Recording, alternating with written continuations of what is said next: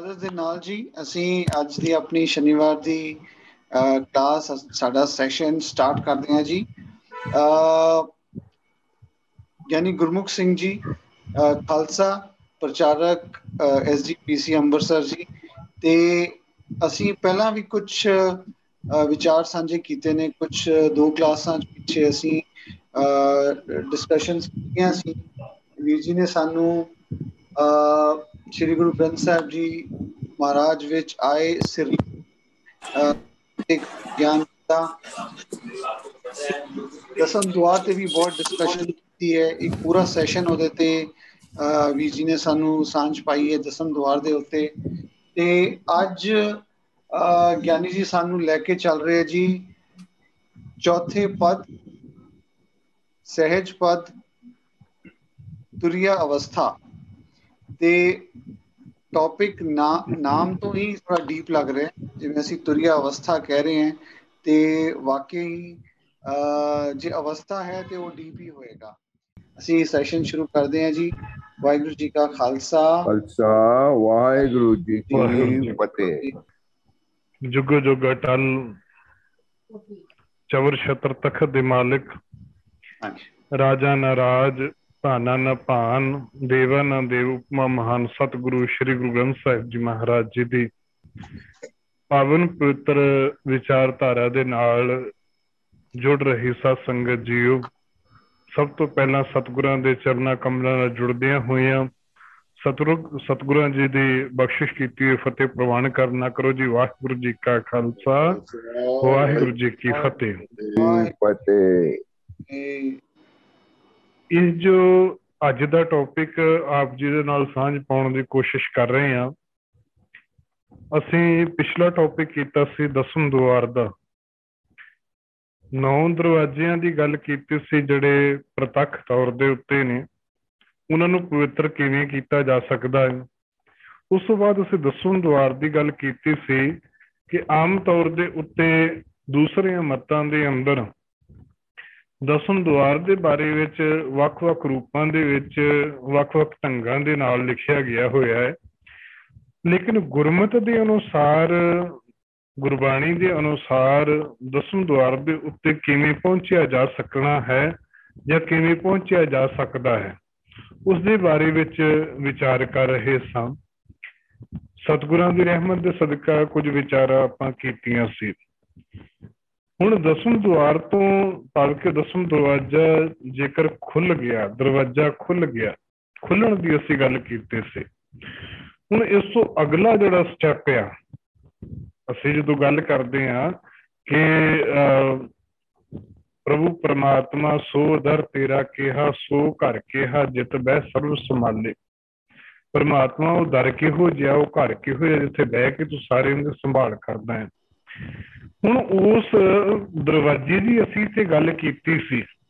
ਇਹ ਉਹਦਾ ਦਰ ਕਿਹੋ ਜਿਹਾ ਆ, ਉਹਦੀ ਘਰ ਦੇ ਵਿੱਚ ਜਦੋਂ ਪਹੁੰਚਣ ਦੀ ਮਾਰਗ ਦੇ ਅੰਦਰ ਅਸੀਂ ਗੱਲ ਕਰਨੀ ਹੈ, ਪਹੁੰਚ ਮਾਰਗ ਦੀ। ਉਸ ਜਦੋਂ ਪਹੁੰਚ ਮਾਰਗ ਦੇ ਉੱਤੇ ਉਸਦੇ ਘਰ ਦੇ ਵਿੱਚ ਜਾ ਕੇ ਅਗਲੀ ਜਿਹੜੀ ਅਵਸਥਾ ਬਣਨੀ ਹੈ, ਉਸ ਨੂੰ ਵੇਦਾਂਤ ਜਾਂ ਸ਼ਾਸਤਰਾਂ ਨੇ ਉਹਨੂੰ ਵੱਖ-ਵੱਖ ਰੂਪਾਂ ਦੇ ਅੰਦਰ ਭਾਰਤੀ ਮੱਤ ਦੇ ਅਨੁਸਾਰ, ਭਾਰਤੀ ਦਰਸ਼ਨ ਦੇ ਅਨੁਸਾਰ ਇਸ ਨੂੰ ਵੱਖ-ਵੱਖ ਰੂਪਾਂ ਦੇ ਅੰਦਰ ਚੌਥਾ ਪਦ, ਨਿਰਵਾਣ ਪਦ, ਤੁਰਿਆ ਅਵਸਥਾ ਇਤਿਆਦਿਕ ਨਾਂ ਦਿੱਤੇ ਹੋਏ। ਲੇਕਿਨ ਗੁਰਮਤਿ ਦੇ ਅੰਦਰ ਸਭ ਤੋਂ ਜ਼ਿਆਦਾ ਸਹਿਜ ਅਵਸਥਾ ਦੀ ਗੱਲ ਕੀਤੀ ਹੈ, ਟਿਕਾਊ ਦੀ ਗੱਲ ਕੀਤੀ ਹੈ, ਜਿਹਦੇ ਵਿੱਚ ਜਾ ਕੇ ਉਸ ਦਰਵਾਜ਼ੇ ਦੇ ਅੰਦਰ ਜਾ ਕੇ ਜਦੋਂ ਪ੍ਰਾਪਤੀ ਹੋ ਜਾਂਦੀ ਹੈ, ਪਰਮਾਤਮਾ ਨਾਲ ਇੱਕ ਮਿਕਤਾ ਹੁੰਦੀ ਹੈ, ਤੇ ਉਸ ਜਗ੍ਹਾ ਦੇ ਉੱਤੇ ਜਦੋਂ ਟਿਕਦੇ ਆ, ਜੋ ਟਿਕਾਊ ਦੀ ਗੱਲ ਆਉਂਦੀ ਹੈ, ਸਹਿਜ ਦੀ ਗੱਲ ਆਉਂਦੀ ਹੈ, ਉਸ ਦੀ ਗੱਲ ਅਸੀਂ ਅੱਜ ਕੋਸ਼ਿਸ਼ ਕਰਨੀ ਹੈ ਕਿ ਸਹਿਜ ਅਵਸਥਾ ਜਾਂ ਚੌਥਾ ਪਦ ਜਾਂ ਨਿਰਵਾਣ ਪਦ ਜਾਂ ਤੁਰਿਆ ਅਵਸਥਾ ਕਿਵੇਂ ਪਹੁੰਚਿਆ ਜਾ ਸਕਦਾ ਹੈ, ਕਿਵੇਂ ਉਹਦੇ ਨਾਲ ਮਿਲਿਆ ਜਾ ਸਕਦਾ ਹੈ, ਸਿਰਫ ਤੇ ਸਿਰਫ ਗੁਰਬਾਣੀ ਦੇ ਅਨੁਸਾਰ।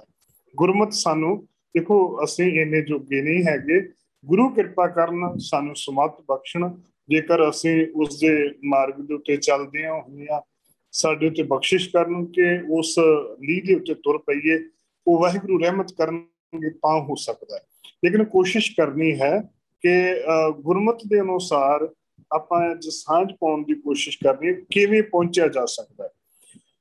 ਭਾਰਤੀ ਦਰਸ਼ਨ ਅਨੁਸਾਰ ਮਨੁੱਖ ਦੀ ਮਾਨਸਿਕ ਚੇਤਨਤਾ 4 ਅਵਸਥਾ ਦੀ ਗੱਲ ਕੀਤੀ ਗਈ ਹੈ: ਜਾਗਰਤ, ਸੁਪਨ, ਸੁਖਪਤ ਤੇ ਤੁਰਿਆ। ਤੁਰਿਆ ਅਵਸਥਾ ਨਾ ਮਾਤਰ ਜਾਂ ਚੌਥਾ ਪਦ ਵੀ ਆਖਿਆ ਜਾਂਦਾ ਹੈ। ਇਸ ਨੂੰ ਗਿਆਨ ਦੀ ਅਵਸਥਾ ਵੀ ਕਿਹਾ ਜਾਂਦਾ ਹੈ।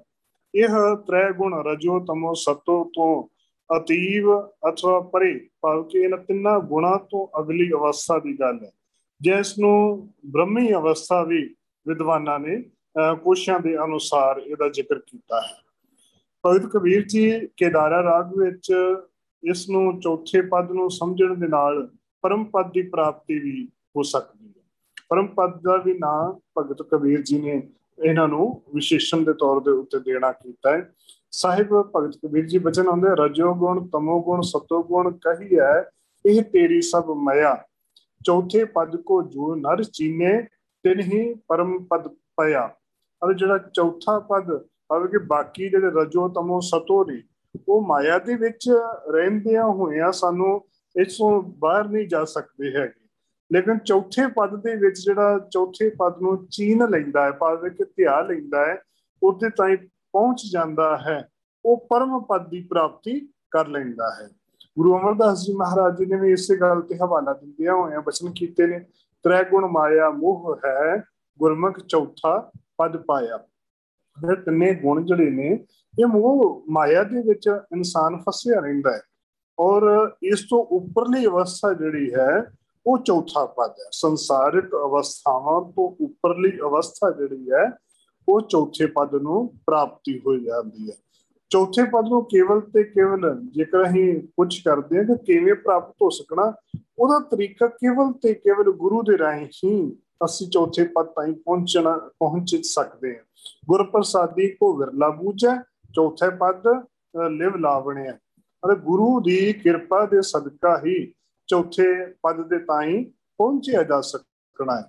ਲੇਕਿਨ ਇਹ ਜਿਹੜਾ ਸਹਿਜ ਅਵਸਥਾ ਦੇ ਤਾਈਂ ਪਹੁੰਚਣ ਦੀ ਜਿਹੜੀ ਗੱਲ ਆਉਂਦੀ ਹੈ ਨਾ, ਮਨੁੱਖ ਦਾ ਜਿਹੜਾ ਮਨ ਹੈ ਉਸ ਦੀ ਅਵਸਥਾ ਦਾ ਅਸੀਂ ਥੋੜਾ ਜਿਹਾ ਜ਼ਿਕਰ ਜਿਹੜਾ ਆਉਂਦਾ ਹੈ ਕਿ ਮਨੁੱਖ ਦਾ ਮਨ ਕਦੇ ਉੱਚਾ ਚੜ੍ਹਦਾ, ਕਦੇ ਨੀਵਾਂ ਹੁੰਦਾ ਹੈ, ਭਾਵ ਕਿ ਮਨੁੱਖ ਦਾ ਮਨ ਅਡੋਲ ਰਹਿੰਦਾ ਹੈ, ਹਰ ਵਕਤ ਉਹ ਭੱਜਾ ਫਿਰਦਾ ਰਹਿੰਦਾ ਹੈ। ਅਸੀਂ ਪਿੱਛੇ ਗੱਲ ਕੀਤੀ ਸੀ ਕਿ ਮਨ ਜਿਹੜਾ ਹੈ ਉਹ ਟਿਕਦਾ ਨਹੀਂ, ਬਲਕਿ ਮਨ ਸਾਡਾ ਹਮੇਸ਼ਾ ਵੱਖ-ਵੱਖ ਰੂਪਾਂ ਦੇ ਵਿੱਚ ਭੱਜਾ ਫਿਰਦਾ ਰਹਿੰਦਾ ਹੈ। ਲੇਕਿਨ ਸਹਿਜ ਅਵਸਥਾ ਵਿੱਚ ਮਨੁੱਖ ਨੂੰ ਇੱਕ ਖਾਸ ਪ੍ਰਕਾਰ ਦਾ ਸਵਾਦ, ਆਨੰਦ, ਸਹਿਜ ਆਨੰਦ ਜਾਂ ਤੁਰਿਆ ਅਵਸਥਾ ਦਾ ਆਨੰਦ ਜਾਂ ਬ੍ਰਹਮ ਆਨੰਦ ਵੀ ਕਿਹਾ ਜਾਂਦਾ ਹੈ। ਸਿੱਖ ਗੁਰੂ ਸਾਹਿਬਾਨਾਂ ਨੇ ਇਸ ਨੂੰ ਸਹਿਜ ਸੁਖ ਵੀ ਆਖਿਆ ਗਿਆ ਹੈ। ਗੁਰਬਾਣੀ ਅੰਦਰ ਸਹਿਜ ਸੁਖ ਜਾਂ ਸਹਿਜ ਆਨੰਦ ਗੁਰਮੁਖ ਸਦਾ ਸ਼ੁਭ ਭਾਵਨਾ, ਸੁਭਾਵਿਕ ਸ਼ਾਂਤੀ ਸੁਆਮੀ ਹੁੰਦੀ ਹੈ। ਤਿੰਨਾਂ ਗੁਣਾ ਜਾਂ ਮਾਇਆ ਦੇ ਤੋਂ ਅਲੀਪ ਰਹਿੰਦੀਆਂ ਹੋਇਆਂ ਸਹਿਜ ਪਦ ਦੀ ਪ੍ਰਾਪਤੀ ਹੁੰਦੀ ਹੈ। ਤ੍ਰੈ ਗੁਣ ਮਾਇਆ ਮੋਹ ਹੈ, ਗੁਰਮੁਖ ਚੌਥੇ ਪਦ ਪਾਇਆ। ਚੌਥੇ ਪਦ ਦਾ ਸਹਿਜ ਪਦ ਦੀ ਪ੍ਰਾਪਤੀ ਸਿੱਖ ਗੁਰੂ ਸਾਹਿਬਾਨਾਂ ਨੇ ਗੁਰ ਪ੍ਰਸਾਦੀ ਜਾਂ ਸਤਿਗੁਰੂ ਦੀ ਮਿਹਰ ਜ਼ਰੂਰ ਮੰਨਿਆ। ਜਿਵੇਂ ਅਸੀਂ ਪਿੱਛੇ ਪੰਜਾਂ ਖੰਡਾਂ ਦੀ ਗੱਲ ਕੀਤੀ ਸੀ, ਉਹਦੇ ਵਿੱਚ ਅਸੀਂ ਜਦੋਂ ਚੌਥੇ ਖੰਡ ਦੀ ਜਦੋਂ ਗੱਲ ਕੀਤੀ ਸੀ, ਚੌਥਾ ਖੰਡ ਸੀ ਕਰਮ ਖੰਡ। ਕਰਮ ਖੰਡ ਤੋਂ ਭਾਵ ਹੈ ਮਿਹਨਤ, ਮੁਸ਼ੱਕਤ, ਘਾਲ ਕਮਾਈ, ਜਿਹਦੇ ਵਿੱਚ ਆਣ ਕੇ ਜਦੋਂ ਪੂਰਨ ਤੌਰ ਦੇ ਉੱਤੇ ਇਨਸਾਨ ਗੁਰੂ ਦੀ ਦਿੱਤੀ ਹੋਈ ਮਿਹਨਤ ਮੁਸ਼ੱਕਤ ਕਰਦਾ ਹੈ, ਗੁਰੂ ਦੇ ਦੱਸੇ ਹੋਏ ਫਰਮਾਨਾਂ ਦੇ ਅਨੁਸਾਰ ਜੀਵਨ ਦੇ ਅੰਦਰ ਸਤ, ਸੰਤੋਖ, ਦਇਆ, ਧਰਮ, ਧੀਰਜ ਇਤਿਆਦਿ ਸ਼ੁਭ ਗੁਣਾਂ ਦੇ ਉੱਤੇ ਮਿਹਨਤ ਕਰਦਾ ਹੈ। ਮਿਹਨਤ ਤੋਂ ਭਾਵੇਂ ਉਹਨਾਂ ਨੂੰ ਕਮਾਉਣ ਦਾ ਯਤਨ ਕਰਦਾ ਹੈ। ਤੇ ਜਿਉਂ-ਜਿਉਂ ਜੀਵਨ ਦੇ ਅੰਦਰ ਸਤ, ਸੰਤੋਖ, ਦਇਆ, ਧਰਮ, ਧੀਰਜ ਆਉਣੇ ਸ਼ੁਰੂ ਹੁੰਦੇ ਨੇ, ਸੇਵਾ ਕਰਦਿਆਂ ਸਿਮਰਨ ਕਰਦਿਆਂ ਇੱਕ ਦਿਨ ਐਸੀ ਅਵਸਥਾ ਬਣਦੀ ਹੈ ਜਿਸ ਨੂੰ ਕਰਮ ਖੰਡ ਦੀ ਗੱਲ ਕੀਤੀ ਹੈ। ਉਸ ਦਿਨ ਪ੍ਰਮਾਤਮਾ ਇੰਨੀ ਕੁ ਬਖਸ਼ਿਸ਼ ਕਰ ਦਿੰਦਾ ਹੈ ਕਿ ਆਪਣੇ ਗੁਰਸਿੱਖ ਦੇ ਉੱਤੇ ਬਖਸ਼ਿਸ਼ ਕਰਦਾ ਹੈ, ਬਖਸ਼ਿਸ਼ ਕਰਕੇ ਸੱਚਖੰਡ ਤਾਈਂ ਲੈ ਜਾਂਦਾ ਹੈ। ਤੇ ਸਹਿਜ ਪਦ ਦੀ ਵੀ ਉਹੀ ਗੱਲ ਸਮਝਾਉਣ ਲੱਗੇ, ਕਹਿਣ ਲੱਗੇ ਕਿ ਸਤਿਗੁਰੂ ਜੀ ਕਹਿਣ ਲੱਗੇ ਕਿ ਜਦੋਂ ਸਹਿਜ ਪ੍ਰਾਪਤੀ ਦੇ ਲਈ ਆਸਾ ਮਨਸ਼ਾ ਛੱਡ ਕੇ ਸਤ ਸੰਗਤ ਵਿੱਚ ਜਾ ਕੇ ਸਹਿਜ ਪਦ ਦੀ ਪ੍ਰਾਪਤੀ ਵੇਲੇ ਉਹ ਪ੍ਰਭੂ ਪਰਮਾਤਮਾ ਦੇ ਨਾਲ ਜੁੜਨਾ ਸ਼ੁਰੂ ਕਰ ਦਿੰਦਾ ਹੈ, ਆਸਾ ਮਨਸਾ ਦੂ ਬਿਨਾਸਤ, ਤਿਹ ਗੁਣ ਆਸ ਨਿਰਾਸ ਭਈ, ਤੁਰਿਆ ਅਵਸਥਾ ਗੁਰਮੁਖ ਪਾਈਐ, ਸੰਤ ਸਭਾ ਕੀ ਓਟ ਲਹੀ। ਅਤੇ ਜਦੋਂ ਤਿੰਨੇ ਗੁਣਾਂ ਤੋਂ ਅਗਲੀ ਜਿਹੜੀ ਅਵਸਥਾ ਆਉਂਦੀ ਹੈ, ਤੁਰਿਆ ਅਵਸਥਾ, ਜਿਹੜੀ ਜਦੋਂ ਉਹ ਮਿਲਣੀ ਹੈ ਸਤ ਸੰਗਤ ਦੇ ਵਿੱਚ ਬੈਠ ਕੇ ਗੁਰਸਿੱਖਾਂ ਦੇ ਨਾਲ ਜਦੋਂ ਸਾਂਝ ਪਊਗੀ, ਜਦੋਂ ਅੰਮ੍ਰਿਤ ਵੇਲੇ ਗੁਰਸਿੱਖ ਆਣ ਕੇ ਅੰਮ੍ਰਿਤ ਵੇਲੇ ਬਾਣੀਆਂ ਪੜ੍ਹਨਗੇ, ਉਹਨਾਂ ਗੁਰਸਿੱਖਾਂ ਦੇ ਵਿੱਚ ਸੰਗਤ ਦੇ ਵਿੱਚ ਸੇਵਾ ਕਰਦਿਆਂ ਹੋਇਆ ਮਨ ਚਾਉ ਪੈਦਾ ਹੋਊਗਾ ਕਿ ਇਹ ਗੁਰਸਿੱਖ ਇੰਨੀ ਸੇਵਾ ਕਰਦੇ, ਮੈਂ ਤੇ ਅਜੇ ਕਰਦਾ ਹੀ ਨਹੀਂ, ਇਹ ਗੁਰਸਿੱਖ ਇੰਨੀ ਬਾਣੀ ਪੜ੍ਹਦੀ, ਮੈਂ ਅਜੇ ਪੜ੍ਹਦਾ ਨਹੀਂ। ਫਿਰ ਉਹਨਾਂ ਨੂੰ ਵੱਲ ਵੇਖ ਕੇ ਚਾਉ ਪੈਦਾ ਹੋਊਗਾ, ਫਿਰ ਆਪ ਬਾਣੀ ਪੜ੍ਹਨੀ ਸ਼ੁਰੂ ਕਰੂਗਾ, ਸੇਵਾ ਕਰਨੀ ਸ਼ੁਰੂ ਕਰੂਗਾ। ਸੇਵਾ ਕਰਦਿਆਂ ਕਰਦਿਆਂ ਇੱਕ ਦਿਨ ਐਸੀ ਅਵਸਥਾ ਬਣੂਗੀ ਜਿਸ ਨੂੰ ਸਹਿਜ ਅਵਸਥਾ ਦੀ ਅਸੀਂ ਗੱਲ ਆਖਦੇ ਹਾਂ। ਸਹਿਜ ਜੋ ਹੈ ਬਹੁਤ ਪ੍ਰਾਚੀਨ ਸ਼ਬਦ ਹੈ। ਇਹ ਪ੍ਰਯੋਗ ਸਿੱਧਾਂ ਨਾਥਾਂ ਜੋਗੀਆਂ ਭਾਰਤੀ ਸੰਸਾਰ ਸੰਤਾਂ ਦੇ ਅਨੇਕਾਂ ਭਿੰਨ ਭਿੰਨ ਅਰਥ ਕੀਤੇ ਗਏ ਨੇ। ਸਿੱਧਾਂ ਦੇ ਫਿਰਕੇ ਨੂੰ ਇਹਨੂੰ ਸਹਿਜ ਜਾਨ ਵੀ ਹੋਣਾ ਆਖਦੇ ਨੇ। ਸਹਿਜ ਸ਼ਬਦ ਪ੍ਰਗਟਾ ਕਰਦੇ ਨੇ, ਸਹਿਜ ਕਿਰਿਆ, ਸਹਿਜ ਆਨੰਦ ਆਦਿ ਸ਼ਬਦਾਂ ਨੂੰ ਸਿੱਧ ਕਾਵਿ ਵਿੱਚ ਕਾਫੀ ਮਿਲਦੇ ਨੇ। ਨਾਵਾਂ ਨਾਥਾਂ ਦੇ ਵਿੱਚ ਸਹਿਜ ਪਰਮ ਤੱਤ ਜਾਂ ਪ੍ਰਿਆਵਾਚੀ ਵੀ ਆਖਦੇ ਨੇ। ਕਬੀਰ ਜੀ ਨੇ ਸਹਿਜ ਸਮਾਧੀ ਦਾ ਜ਼ਿਕਰ ਕਰਦਿਆਂ ਹੋਇਆਂ ਸੰਤੋ ਸਹਿਜ ਸਮਾਧ ਭਲੀ ਵੀ ਸ਼ਬਦ ਵਰਤਿਆ ਗਿਆ ਹੈ। ਸਹਿਜ ਅਵਸਥਾ ਵਿੱਚ ਫੁਰਨੇ ਤੇ ਸੰਕਲਪ ਸੁਭਾਵਿਕ ਤੌਰ ਦੇ ਉੱਤੇ ਇੰਨੇ ਸ਼ਕਤੀਸ਼ਾਲੀ ਹੋ ਜਾਂਦੇ ਨੇ। ਸਹਿਜ ਸਮਾਧ ਦੇ ਵਿੱਚ ਕੰਮ ਫੁਰਨਾ, ਕਲਪਨਾ ਤੇ ਉਹੀ ਕੰਮ ਸਾਧਕ ਰੂਪ ਦੇ ਵਿੱਚ ਉਲੂਪਦਾ ਹੈ। ਸਿੱਧੀ ਦੇ ਰੂਪ ਦੇ ਵਿੱਚ ਸਿੱਧੀ ਯੋਗ ਵੀ ਇਸ ਗੱਲ ਨੂੰ ਆਖਦੇ ਨੇ। ਚੌਥੇ ਪਦ ਤੋਂ ਭਾਵ ਹੈ ਕਿ ਉਹ ਗਿਆਨ ਪਰਮ ਤੱਤ ਦਾ, ਜਿਸ ਪਰਮ ਤੱਤ ਦੇ ਗਿਆਨ ਨੂੰ ਹੋਰ ਦੁਨੀਆਦਾਰੀ ਦੇ ਗਿਆਨ ਤੋਂ ਬਹੁਤ ਉੱਚਾ ਹੋ ਜਾਂਦਾ ਹੈ, ਉਸ ਨੂੰ ਲੋਕਾਂ ਦੀ ਕੀ, ਤ੍ਰੈ ਲੋਕੀ ਦੀ ਕੀ, ਬ੍ਰਹਮ ਲੋਕ ਦੀ ਕੀ, ਇਹ ਸਾਰੀਆਂ ਅਵਸਥਾਵਾਂ ਛੋਟੀਆਂ ਰਹਿ ਜਾਂਦੀਆਂ ਨੇ। ਪਰਮਾਤਮਾ ਦੇ ਵਿੱਚ ਅਭੇਦਤਾ ਵਾਲੀ ਅਵਸਥਾ ਦੀ ਉਹ ਜਿਹੜੀ ਗੱਲ ਆ ਜਾਂਦੀ ਹੈ। ਤ੍ਰੈ ਗੁਣ ਮਾਇਆ ਮੋਹ ਪਸਾਰਾ, ਸਭ ਵਰਤੈ ਆਕਾਰੀ, ਤੁਰਿਆ ਗੁਣ ਸਤ ਸੰਗਤ ਪਾਈਐ, ਨਦਰੀ ਪਾਰ ਉਤਾਰੀ। ਅਤੇ ਸਤ ਸੰਗਤ ਦੇ ਵਿੱਚ ਇਹ ਤ੍ਰੈ ਗੁਣਾਂ ਤੋਂ ਉੱਪਰ ਦੀ ਅਵਸਥਾ ਚੌਥੇ ਪਦ ਵਾਲੀ ਪ੍ਰਾਪਤੀ ਹੁੰਦੀ ਹੈ। ਹੁਣ ਹੀ ਸਤ ਸੰਗਤ ਦੇ ਵਿੱਚੋਂ, ਜਿਹਦੇ ਵਿੱਚ ਪਰਮਾਤਮਾ ਦੇ ਦਰ ਘਰ ਦਾ ਗਿਆਨ ਪ੍ਰਾਪਤ ਹੋਵੇ, ਜਿੱਥੇ ਜਾ ਕੇ ਸਿਰਫ ਤੇ ਸਿਰਫ ਇੱਕ ਪਰਮਾਤਮਾ ਦੇ ਦਰੋਂ ਘਰੋਂ ਦੀ ਹੀ ਸੋਝੀ ਪ੍ਰਾਪਤ ਹੁੰਦੀ ਹੋਵੇ। ਤ੍ਰੈ ਗੁਣ ਜਿਹੜੀ ਮਾਇਆ ਮੋਹ ਦਾ ਖਿਲਾਰਾ ਹੈ, ਇਹਨਾਂ ਤਿੰਨਾਂ ਗੁਣਾਂ ਤੋਂ ਏਕਮ ਏਕੈ ਆਪ ਉਪਾਇਆ, ਦੁਬਦਾ ਦੂਜਾ ਤ੍ਰਿਬੁੱਧ ਮਾਇਆ, ਚੌਥੀ ਪੌੜੀ ਗੁਰਮੁਖ ਉੱਚੀ, ਸੱਚੋ ਸੱਚ ਕਮਾ ਬਣਿਆ। ਅਤੇ ਤਿੰਨਾਂ ਗੁਣਾਂ ਤੋਂ ਉੱਪਰ ਉੱਠ ਕਰਕੇ ਸਹਿਜ ਪਦ ਦੀ ਪ੍ਰਾਪਤੀ ਹੁੰਦੀ ਹੈ ਔਰ ਇਸ ਨੂੰ ਕਮਾਇਆ ਜਾ ਸਕਣਾ।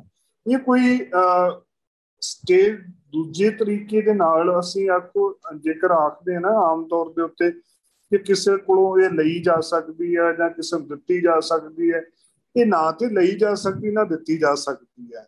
ਇਹ ਅਵਸਥਾ ਪ੍ਰਾਪਤ ਕੀਤੀ ਜਾ ਸਕਦੀ ਹੈ। ਪ੍ਰਾਪਤ ਕਰਨੀ ਹੈ ਜਾਂ ਤੇ ਅਸੀਂ ਜਿੰਨੇ ਵੀ ਗੁਰਬਾਣੀ ਦੇ ਪ੍ਰਮਾਣ ਦੇਖੇ ਨੇ, ਇਹਨਾਂ ਵਿੱਚ ਹਰੇਕ ਗੁਰਬਾਣੀ ਦੇ ਪ੍ਰਮਾਣ ਦੇ ਵਿੱਚ ਤਿੰਨਾਂ ਅਵਸਥਾਵਾਂ ਤੋਂ ਰਜੋ ਤਮੋ ਸਤੋ ਮਾਇਆ ਦੇ ਤਿੰਨ ਗੁਣ ਨੇ। ਇਹਨਾਂ ਤਿੰਨਾਂ ਗੁਣਾਂ ਤੋਂ ਅੱਗੇ ਦੀ ਅਵਸਥਾ ਹੈ। ਇਹ ਤਿੰਨਾਂ ਗੁਣਾਂ ਦੇ ਅਗਲੀ ਅਵਸਥਾ ਜਿਹੜੀ ਹੈ ਉਹਦੇ ਵਿੱਚ ਆਪ ਮਿਹਨਤ ਕਰਕੇ ਹੀ ਇਸ ਨੂੰ ਪ੍ਰਾਪਤ ਕੀਤਾ ਜਾ ਸਕਣਾ ਹੈ। ਇਹ ਕਿਤੇ ਬਾਹਰੋਂ ਲਈ ਨਹੀਂ ਜਾਣੀ। ਇਹ ਕੇਵਲ ਤੇ ਕੇਵਲ ਪਹਿਲਾ ਪ੍ਰਭੂ ਕੱਲਾ ਆਪ ਨਿਰਗੁਣ ਸਰੂਪ ਸੀ, ਲੇਕਿਨ ਉਸਨੇ ਆਪਣੇ ਆਪੇ ਨੂੰ ਪ੍ਰਗਟ ਕੀਤਾ। ਫਿਰ ਉਹਨਾਂ ਦੋਹਾਂ ਕਿਸਮਾਂ ਦੇ ਵਿੱਚ ਨਿਰਗੁਣ ਤੇ ਸਰਗੁਣ ਸਰੂਪ ਬਣ ਗਿਆ। ਤਿੰਨਾਂ ਗੁਣਾਂ ਵਾਲੀ ਮਾਇਆ ਰਚ ਦੇਣਾ ਕੀਤੀ। ਜਿਹੜੇ ਮਨੁੱਖ ਸਨਮੁਖ ਰਹਿੰਦੀਆਂ ਹੋਇਆਂ ਆਤਮਿਕ ਟਿਕਾਣਾ ਤਿੰਨਾਂ ਮਾਇਆ ਤਿੰਨਾਂ ਗੁਣਾਂ ਤੋਂ ਪ੍ਰਭਾਵਿਤ ਉੱਪਰ ਉੱਚਾ ਉੱਠ ਪੈਂਦਾ ਹੈ, ਉਹ ਸਦਾ ਅਥਿਰ ਪ੍ਰਭੂ ਨਾਮ ਦੀ ਕਮਾਈ ਕਰਦਾ ਰਹਿੰਦਾ ਹੈ। ਗੁਰੂ ਦੀ ਸ਼ਰਨ ਦੇ ਵਿੱਚ ਪੈ ਕੇ ਮਾਇਆ ਦੀਆਂ ਆਸਾਵਾਂ ਤੇ ਲਾਲਸਾਵਾਂ ਮਿਟਾਉਂਦੀਆਂ ਹਨ ਤੇ ਗੁਣੀ ਮਾਇਆ ਵਿੱਚ ਆਸਥਾ ਤੇ ਨਿਰਲੇਪਤਾ ਵਿੱਚ ਰਹਿ ਸਕਦੀ ਹੈ। ਜਦੋਂ ਸਤਸੰਗਤ ਦਾ ਆਸਰਾ ਲਈਏ ਤਾਂ ਉਸ ਸਤਸੰਗਤ ਦੀ ਅਵਸਥਾ ਤੇ ਤੁਰਦਿਆਂ ਹੋਇਆਂ ਮਾਲਕ ਦੇ ਦਰ ਦੇ ਉੱਤੇ ਪਹੁੰਚਿਆ ਜਾ ਸਕਦਾ। ਹੁਣ ਪਹੁੰਚਿਆ ਕਿਵੇਂ ਜਾ ਸਕਣਾ ਹੈ? ਸਭ ਕਹਿਣ ਲੱਗੇ ਸਤਿਗੁਰ ਮਿਲਿਆ ਤੇਰੇ ਕੁੱਟੀ ਛੂਟੈ, ਚੌਥੇ ਪਦ ਮੁਕਤ ਦੁਆਰਾ। ਤ੍ਰਿਕੁਟੀ ਜੋ ਕਿ ਯੋਗ ਮਤ ਦੇ ਅੰਦਰ ਜੋਗੀ ਲੋਕ ਈੜਾ ਪਿੰਡਾ ਸੁਪਨਾ ਨਾੜੀਆਂ ਦੀ ਗੱਲ ਕਰਦੇ, ਲੇਕਿਨ ਗੁਰਮਤ ਦੇ ਅੰਦਰ ਰਜੋ ਤਮੋ ਸਤੋ ਦੀ ਗੱਲ ਆਉਂਦੀ ਹੈ। ਤੇ ਸਾਹਿਬ ਕਹਿਣ ਲੱਗੇ ਇਹਨਾਂ ਰਜੋ ਤਮੋ ਸਤੋ ਤੋਂ ਉੱਪਰਲੀ ਜਿਹੜੀ ਅਵਸਥਾ ਹੈ ਚੌਥਾ ਪਦ, ਚੌਥੇ ਪਦ ਦੀ ਮੁਕਤੀ ਦਾ ਦੁਆਰਾ ਮਾਲਿਕ ਦੇ ਦਰ ਦੇ ਉੱਤੇ ਪਹੁੰਚਣ ਦੀ ਗੱਲ ਆਉਂਦੀ ਹੈ। ਤ੍ਰੈ ਗੁਣ ਮਾਇਆ ਮੂਹ ਹੈ ਗੁਰਮੁਖ ਚੌਥਾ ਪਦ ਪਾਏ। ਜਿਹੜਾ ਚੌਥਾ ਪਦ ਗੁਰਮੁਖ ਜਨ, ਗੁਰਮੁਖ ਉਹ ਇਨਸਾਨ ਜਿਹੜੇ ਗੁਰੂ ਦੇ ਵੱਲ ਮੁਖ ਕਰਕੇ ਗੁਰੂ ਦੀ ਦਿੱਤੀ ਹੋਈ ਸਿੱਖਿਆ ਦੇ ਅਨੁਸਾਰ ਆਪਣਾ ਜੀਵਨ ਜਿਉਂਦੇ ਨੇ, ਗੁਰੂ ਦੀ ਮੱਤ ਦੇ ਅਨੁਸਾਰ ਜਿਉਂਦੇ ਨੇ, ਉਹੀ ਇਨਸਾਨ ਪਰਮਾਤਮਾ ਦੇ ਤਾਈਂ ਮਿਲ ਸਕਦੇ ਨੇ। ਚੌਥੇ ਪਦ ਵਾਸਾ ਹੋਏ ਸੱਚੇ ਰਹੇ ਸਮਾਏ। ਚੌਥੇ ਪਦ ਜਦੋਂ ਵਾਸਾ ਹੋ ਜਾਂਦਾ ਹੈ, ਜੇ ਗੁਰੂ ਦੇ ਨਾਲ ਮਿਲ ਕੇ ਮਨ ਅੰਦਰੋਂ ਆਪਾ ਭਾਵ ਦੂਰ ਕਰ ਲੈਂਦਾ ਹੈ, ਜਿਹੜਾ ਇਨਸਾਨ ਪਰਮਾਤਮਾ ਦੇ ਨਾਲ ਮਿਲ ਕੇ ਆਪਾ ਭਾਵ ਗਵਾ ਲੈਂਦਾ ਹੈ, ਪਰ ਮੈਂ ਮੇਰੀ ਹਉਮੈ ਹੰਕਾਰ ਕਾਮ ਕ੍ਰੋਧ ਲੋਭ ਮੋਹ ਹੰਕਾਰ ਇਹਨਾਂ ਵਿਕਾਰਾਂ ਤੋਂ ਉੱਪਰ ਉੱਠ ਕੇ, ਦੇਖੋ ਇੱਕ ਬੇਨਤੀ ਕਰਦੇ ਹਾਂ ਕਿ ਇਹ ਜਿਹੜੇ ਵਿਕਾਰ ਨੇ ਕਾਮ ਕ੍ਰੋਧ ਲੋਭ ਮੋਹ ਹੰਕਾਰ, ਇਹ ਅਸੀਂ ਖਤਮ ਨਹੀਂ ਕਰ ਸਕਦੇ, ਨਾ ਹੀ ਕੀਤੇ ਜਾ ਸਕਦੇ ਨੇ। ਜੇਕਰ ਇਹਨਾਂ ਚੋਂ ਜਿਵੇਂ ਬੀਪੀ ਵੱਧਦਾ ਹੈ ਜਾਂ ਘਟਦਾ ਹੈ, ਲੇਕਿਨ ਬਰਾਬਰ ਰਵੇ ਤਾਂ ਸਭ ਤੋਂ ਵਧੀਆ। ਇਹ ਵਿਕਾਰ ਜੇਕਰ ਬਰਾਬਰ ਰਹਿਣਗੇ, ਕੰਟਰੋਲ ਦੇ ਵਿੱਚ ਰਹਿਣਗੇ ਤੇ ਬਹੁਤ ਵਧੀਆ। ਜੇਕਰ ਵਧਣਗੇ ਤਾਂ ਨੁਕਸਾਨ ਦੇਣਗੇ, ਘਟਣਗੇ ਤਾਂ ਨੁਕਸਾਨ ਦੇਣਗੇ। ਤੇ ਸਾਹਿਬ ਕਹਿਣ ਲੱਗੇ ਇਹਨਾਂ ਦੇ ਉੱਤੇ ਕੰਟਰੋਲ ਕਰਕੇ ਫਿਰ ਅਗਲੀ ਅਵਸਥਾ ਦੇ ਉੱਤੇ ਅਸੀਂ ਜਾ ਸਕਦੇ ਹਾਂ, ਇਹਨਾਂ ਦੇ ਉੱਤੇ ਅੱਗੇ ਤੁਰ ਸਕਦੇ ਹਾਂ। ਤੇ ਜਦੋਂ ਤੁਰਨ ਦੀ ਗੱਲ ਆਉਂਦੀ ਹੈ, ਜੇ ਸਤਿਗੁਰ ਮਿਲ ਪਵੇ ਤਾਂ ਮਨ ਦੇ ਅੰਦਰੋਂ ਆਪਾ ਭਾਵ ਦੂਰ ਕਰਕੇ, ਹਉਮੈ ਹੰਕਾਰ ਨੂੰ ਖਤਮ ਕਰਕੇ, ਵਿਕਾਰਾਂ ਦੇ ਉੱਤੇ ਕੰਟਰੋਲ ਕਰਕੇ, ਫਿਰ ਗੁਰੂ ਕੀ ਕਰਦਾ ਹੈ, ਰਜ ਗੁਣ ਤਮ ਗੁਣ ਸਤ ਗੁਣ ਕਹੀਐ ਇਹ ਤੇਰੀ ਸਮਿਆ। ਚੌਥੇ ਪਦ ਕੋ ਜੋ ਨਰ ਚੀਨੇ ਤਿਨ ਹੀ ਪਰਮ ਪਦ ਪਾਇਆ। ਜਿਹੜੇ ਚੌਥੇ ਪਦ ਨੂੰ ਪ੍ਰਾਪਤ ਕਰ ਲੈਂਦੇ ਨੇ ਉਹੀ ਮਾਲਕ ਦੇ ਦਰ ਦੇ ਉੱਤੇ ਪ੍ਰਵਾਨ ਹੋ ਜਾਂਦੇ ਨੇ, ਰਜੋ ਤਮੋ ਸਤੋ ਤੋਂ ਉੱਪਰ ਉੱਠ ਕਰਕੇ। ਜੋ ਜੀਵ ਇਹਨਾਂ ਤੋਂ ਛੁੱਟ ਗਿਆ ਨਿਜ ਘਰ ਵਾਸਾ, ਉਸੇ ਨਾਮ ਦਾ ਹੀ ਨਿਵਾਸਾ ਹੈ। ਧੰਨ ਗੁਰੂ ਨਾਨਕ ਦੇਵ ਜੀ ਮਹਾਰਾਜ ਜੀ ਦੇ ਨਾਲ ਜਦੋਂ ਸਿੱਧਾ ਦੇ ਸਵਾਲ ਜਵਾਬ ਹੋਏ, ਉਹਨਾਂ ਨੇ ਵੀ ਇਹੀ ਗੱਲਾਂ ਸਾਰੀਆਂ ਉਸ ਸਮੇਂ ਮਾਇਆ ਦੀਆਂ, ਨਿਰਲੇਪਤਾ ਦੀਆਂ ਇਹੀ ਗੱਲਾਂ ਕੀਤੀਆਂ, ਕਿਉਂਕਿ ਇਹ ਆਮ ਤੌਰ ਦੇ ਉੱਤੇ ਇਹ ਅਵਸਥਾ ਦੀਆਂ ਗੱਲਾਂ ਹਰ ਕੋਈ ਨਹੀਂ ਸੀ ਕਰ ਸਕਦਾ। ਹਰ ਕਿਸੇ ਨੂੰ ਇਹਨਾਂ ਚੀਜ਼ਾਂ ਦਾ ਪਤਾ ਵੀ ਨਹੀਂ ਸੀ, ਹਰ ਕਿਸੇ ਨੂੰ ਇੱਥੇ ਤੱਕ ਪਹੁੰਚਣ ਦੀ ਅਵਸਥਾ ਦੇ ਬਾਰੇ ਪਤਾ ਹੀ ਨਹੀਂ ਸੀ। ਇਹ ਜੋਗੀ ਲੋਕਾਂ ਨੇ ਆਪਣੇ ਜੀਵਨ ਦੇ ਅੰਦਰ ਬਹੁਤ ਘਾਲਣਾਵਾਂ ਘਾਲੀਆਂ। ਇਹ ਘਾਲਣਾਵਾਂ ਘਾਲਣ ਤੋਂ ਬਾਅਦ ਉਹਨਾਂ ਨੇ ਮਿਹਨਤ, ਉਹਨਾਂ ਨੇ ਆਪਣੇ ਤਰੀਕੇ ਦੇ ਨਾਲ ਹੱਠ ਯੋਗ ਦੇ ਰਾਹੀਂ ਬਹੁਤ ਮਿਹਨਤ ਕਰਕੇ ਇੱਥੋਂ ਤੱਕ ਪਹੁੰਚੇ ਸਨ, ਜੋ ਕਿ ਤ੍ਰਿਕੁਟੀ ਖੁੱਲਣ ਤੱਕ ਗੱਲਾਂ ਆਉਂਦੀਆਂ ਸਨ, ਮਾਇਆ ਦੀਆਂ ਗੱਲਾਂ ਆਉਂਦੀਆਂ ਸਨ। ਲੇਕਿਨ ਇਸ ਤੋਂ ਅੱਗੇ ਦੀ ਜਿਹੜੀ ਪਹੁੰਚ ਸੀ, ਉਸ ਪਹੁੰਚ ਦੇ ਤਾਈਂ ਉਹ ਨਹੀਂ ਸਨ ਪਹੁੰਚ ਰਹੇ।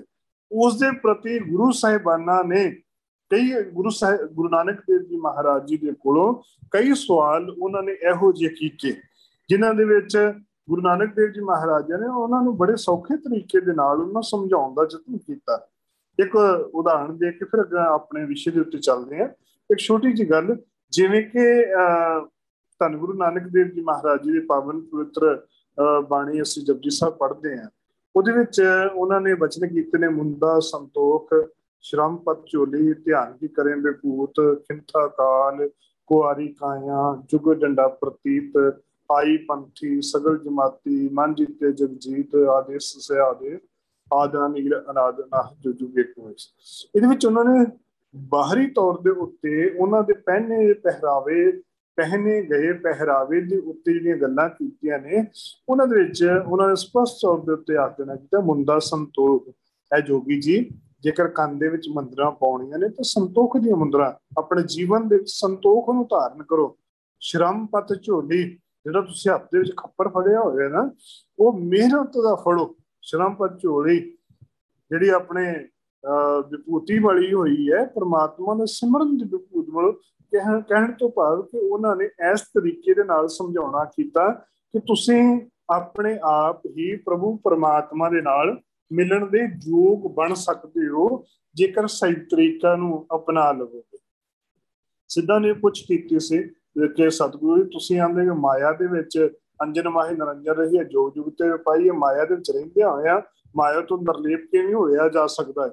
ਗੁਰੂ ਨਾਨਕ ਸਾਹਿਬ ਨੇ ਸਪਸ਼ਟ ਤੌਰ ਦੇ ਉੱਤੇ ਆਖ ਦੇਣਾ ਕੀਤਾ ਸੀ ਕਿ ਜੈਸੇ ਜਲ ਮੈਂ ਕਮਲ ਦਰਾਲਮ ਮੁਰਗਾ ਆਈ ਨਸਾਣਾ ਸ਼ਬਦ ਸੁਰਤ ਭਵ ਸਾਗਰ ਤਰੀਏ ਨਾਨਕ ਨਾਮ ਵਖਾਣਾ। ਕਿ ਜਿਵੇਂ ਕਮਲ ਦਾ ਫੁੱਲ ਆ ਪਾਣੀ ਚਿੱਕੜ ਦੇ ਵਿੱਚ ਪੈਦਾ ਹੋ ਕੇ ਆਪਣੇ ਪੰਖਾਂ ਨੂੰ ਪਾਣੀ ਦੇ ਵਿੱਚ ਭਿੱਜਣ ਨਹੀਂ ਦਿੰਦਾ, ਮੁਰਗਾ ਵੀ ਇੱਕ ਜੀਵ ਹੈ ਜੋ ਪਾਣੀ 'ਚ ਹੀ ਰਹਿੰਦੀ ਹੈ ਲੇਕਿਨ ਆਪਣੇ ਪੰਖ ਉਹ ਪਾਣੀ ਦੇ ਨਾਲ ਨਹੀਂ ਭਿੱਜਣ ਦਿੰਦੀ। ਕਹਿੰਦੇ ਮਾਇਆ ਦੇ ਵਿੱਚ ਰਹੋ, ਪਰਿਵਾਰਾਂ ਦੇ ਵਿੱਚ ਰਹੋ, ਤੇ ਪਰਿਵਾਰਾਂ ਦੇ ਵਿੱਚ ਰਹਿੰਦਿਆਂ ਹੋਇਆਂ ਪਰਮਾਤਮਾ ਦੇ ਗੁਣ ਗਾਇਨ ਕਰਦਿਆਂ ਕਰਦਿਆਂ ਐਸੀ ਅਵਸਥਾ ਬਣ ਜਾਏਗੀ ਜੇ ਸਹੀ ਤਰੀਕੇ ਨਾਲ ਤੁਰੋਗੇ ਤੇ ਪਰਮਾਤਮਾ ਦੇ ਤਾਈਂ ਪਹੁੰਚ ਸਕਦੇ ਹੋ। ਉਹੀ ਗੱਲ ਸਾਨੂੰ ਇੱਥੇ ਸਮਝਾਉਣਾ ਕਰ ਰਹੇ ਨੇ ਬਾਰ-ਬਾਰ ਗੁਰਬਾਣੀ ਦੇ ਵਿੱਚ, ਚਾਹੇ ਉਹ ਭਗਤ ਕਬੀਰ ਜੀ ਗੱਲ ਕਰਦੇ ਪਏ ਨੇ, ਧੰਨ ਗੁਰੂ ਅਮਰਦਾਸ ਜੀ ਗੱਲ ਕਰਦੇ ਪਏ ਨੇ, ਧੰਨ ਗੁਰੂ ਰਾਮਦਾਸ ਜੀ, ਗੁਰੂ ਨਾਨਕ ਦੇਵ ਜੀ ਮਹਾਰਾਜ ਜੀ ਦੇ ਸ਼ਬਦ ਆਉਂਦੇ ਪਏ ਨੇ ਕਿ ਜਿਹੜਾ ਚੌਥਾ ਪਦ ਹੈ, ਨਿਰਵਾਣ ਪਦ ਹੈ, ਤੁਰੀਆ ਅਵਸਥਾ ਹੈ, ਇਹ ਵੱਖ-ਵੱਖ ਤੁਹਾਨੂੰ ਨਾਵਾਂ ਦੇ ਰੂਪ ਦੇ ਅੰਦਰ ਜ਼ਰੂਰ ਲੱਗਦੇ ਨੇ,